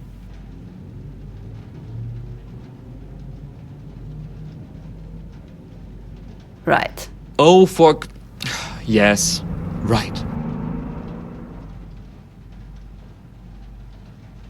So, what can we do? Well, Wait. You believe me? That's a new one. Huh. Thank you. I think. Right. What now? I wish I knew. More locks? I need to at least change the current ones. That's for sure. What do you have here anyway? What's the case? All right. It might actually be for the best if somebody else is also familiar with it. Just in case. And it's not like you can be my thief. So what's the harm? I'm all ears. What do you know about the camps? Probably less than you. Remind me. Concentration camps. Tens of thousands big. The largest, over 100. Himmler's solution for those the Nazis considered Untermensch. Subhuman. Jews, communists, the disabled, and the deviants, all who didn't fit the perfect Aryan society, sent to starve and work themselves to death, or worse. Imagine this. Hundreds, or even 1,000 prisoners per barrack. A block of those surrounded by electrified barbed wire. Overcrowded, makeshift wooden structures as the only place to sleep. Cold, cramped quarters. Hunger, illness, vermin, death. Children, women, old people, it made no difference. All forced to do brutally hard labor. And worse. Then there's the rest of the camp. A moat along the border, followed by 2 layers of, again, electrified fences and walls. Watchtowers along the entire length, of course, with searchlights and machine guns. And here, get to the case. Should anyone try to escape, camp guard were on strict orders to immediately shoot to kill. No warning shots, no nothing. Just kill the prisoner. Any hesitation would be punished. But the number of such incidents it's far too high. It just doesn't add up. Alright, so you need to prove they lied. How do you do it? You're thinking too small. It's not just the guard, not just what they did. It's that they were allowed to do it. Do you really think their superiors didn't know what was happening? Do you think it was some kind of unauthorized behavior? Rest assured, it was very authorized. So yes, we need to prove they lied, that they murdered the prisoners. But more importantly, I need to prove who knew about it and allowed it to happen. And let me tell you, the suspect list, it's something.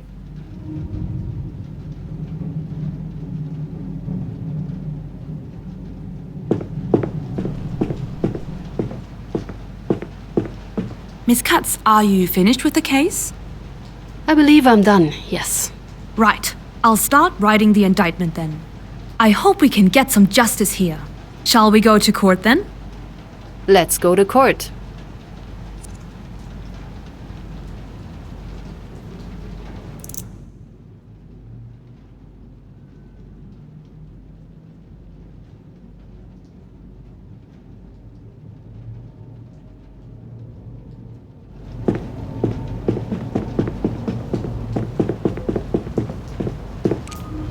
It's time.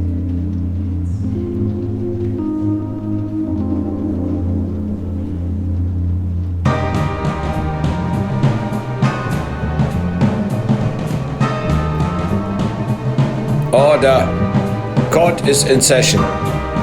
In the case of the German people against members of NSDAP local group Munich, the defendants stand accused of the murder of Hans Naumann. Judge Ernst Braun presiding, with Counsel Esther Katz speaking for the prosecution. Counsel Rudolf Scham representing the defendants Kiebitz and Faltmann. And Counsel Sigmund Hauptner representing the defendant Schickert. How do you plead? Innocent. It's not guilty. Not guilty then. Not guilty, of course. This whole investigation is a farce.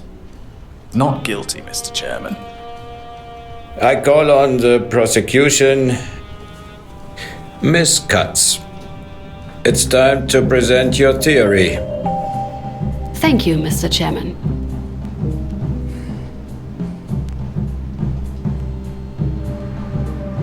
Hans Naumann was innocent. This bears repeating. Innocent. And yet he was taken from his own home and killed. Executed for another man's crimes. That this case has remained closed for so long is a clear failure of the justice system. A failure that we must put right.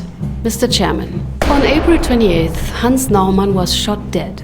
Taken from his house under false pretenses, he was brought to the temporary location of the district office. He was locked in a brewery cellar, a damp storage room adapted into a makeshift cell. That's where, shortly later, he would be killed.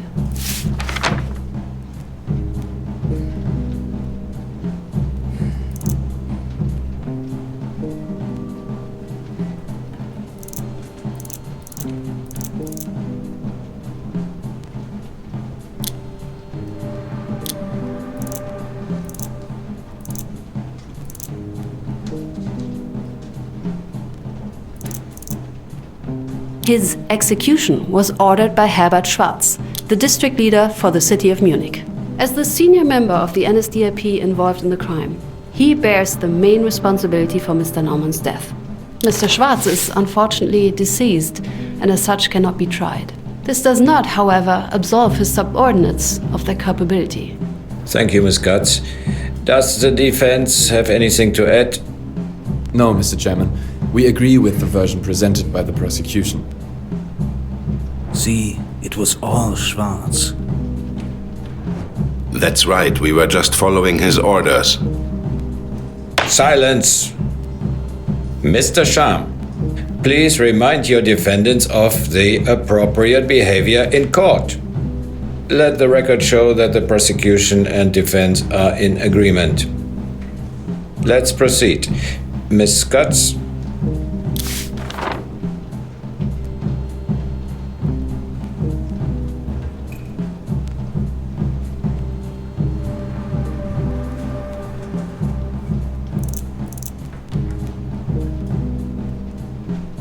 The defendants Faltmann and Schickert went to the prisoner's cell. Objection. As per Mr. Kiebitz's and Mr. Faltmann's testimony, both of them went to the cell, together with Mr. Schickert.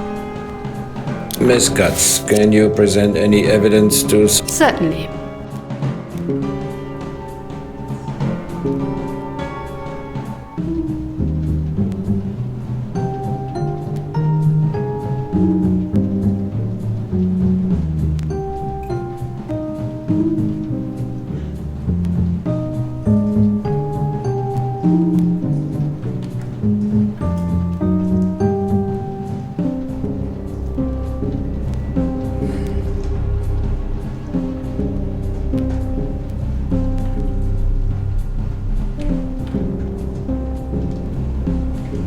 One suspect whose account we have not heard remains, Mr. Schwarz.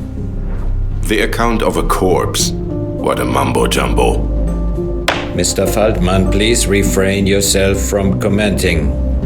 Yes, Mr. Schwarz is dead, but he wasn't during the original investigation. In 1947, he testified that at the time of the execution, he was in his office together with his driver, Mr. Kiebitz. At the time, he was in no danger. As opposed to the defendants today, there is no reason to believe he lied. Ms. Katz, you've proven your point. Objection overruled. Please continue, Miss Katz.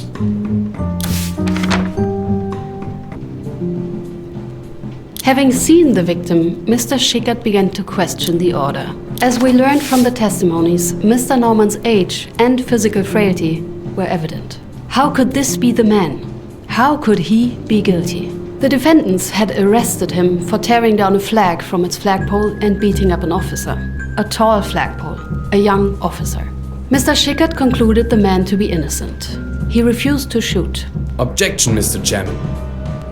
As both Mr. Kiebitz and Mr. Faltman testified, the one to question the order was Mr. Faltman.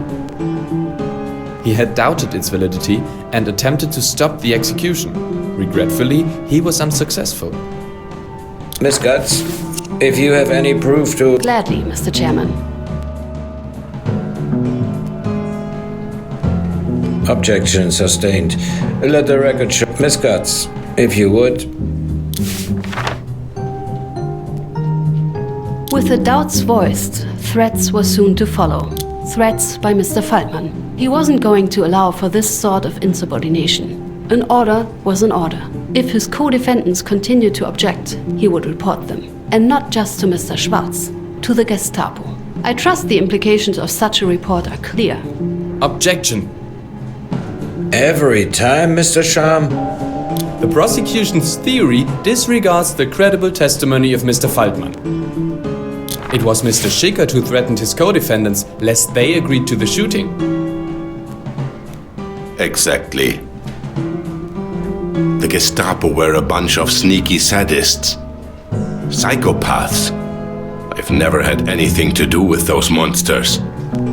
Silence, Mr. Faltman. Silence. Miss Katz, can you present any proof to support your claim? Certainly.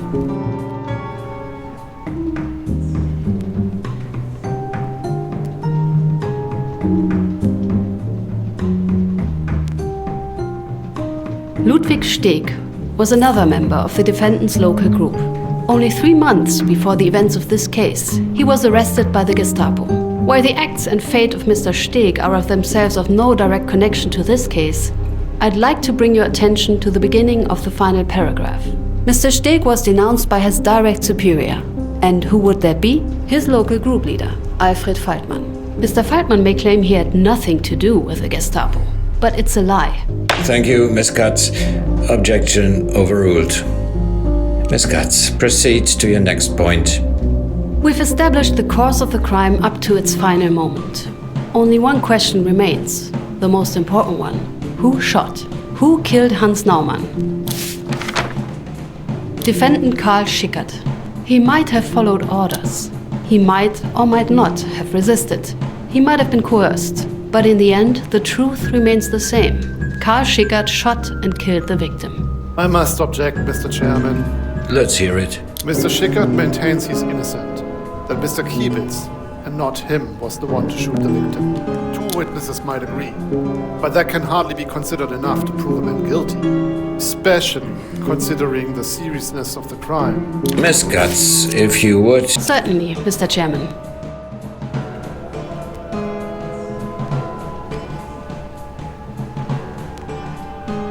Mr. Naumann's wound was identified as resulting from a 7.65 Browning caliber.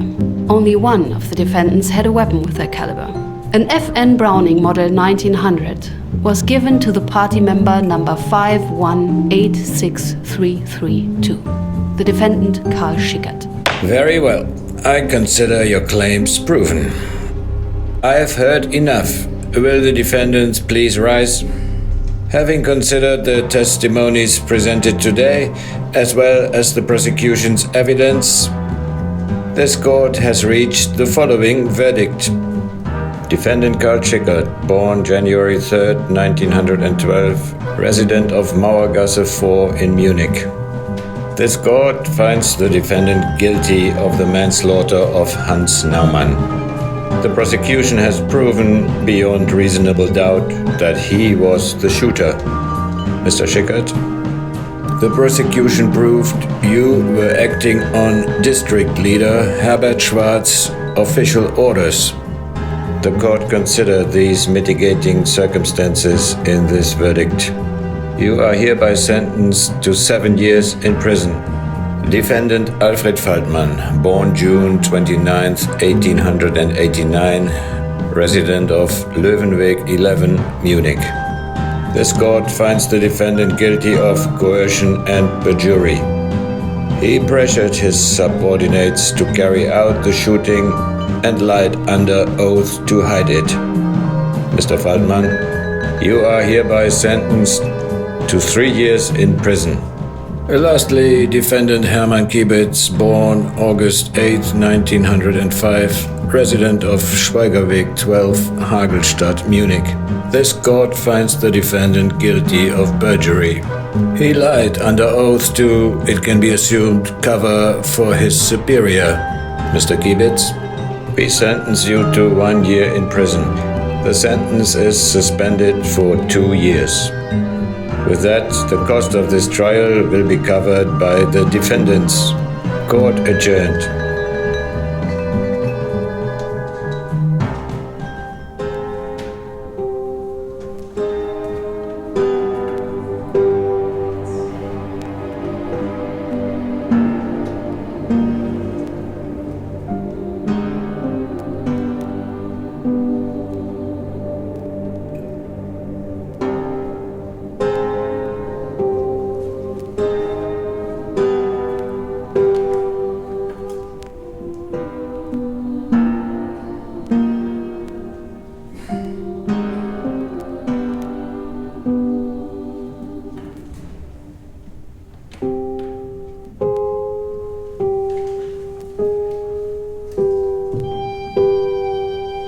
The Naumann case.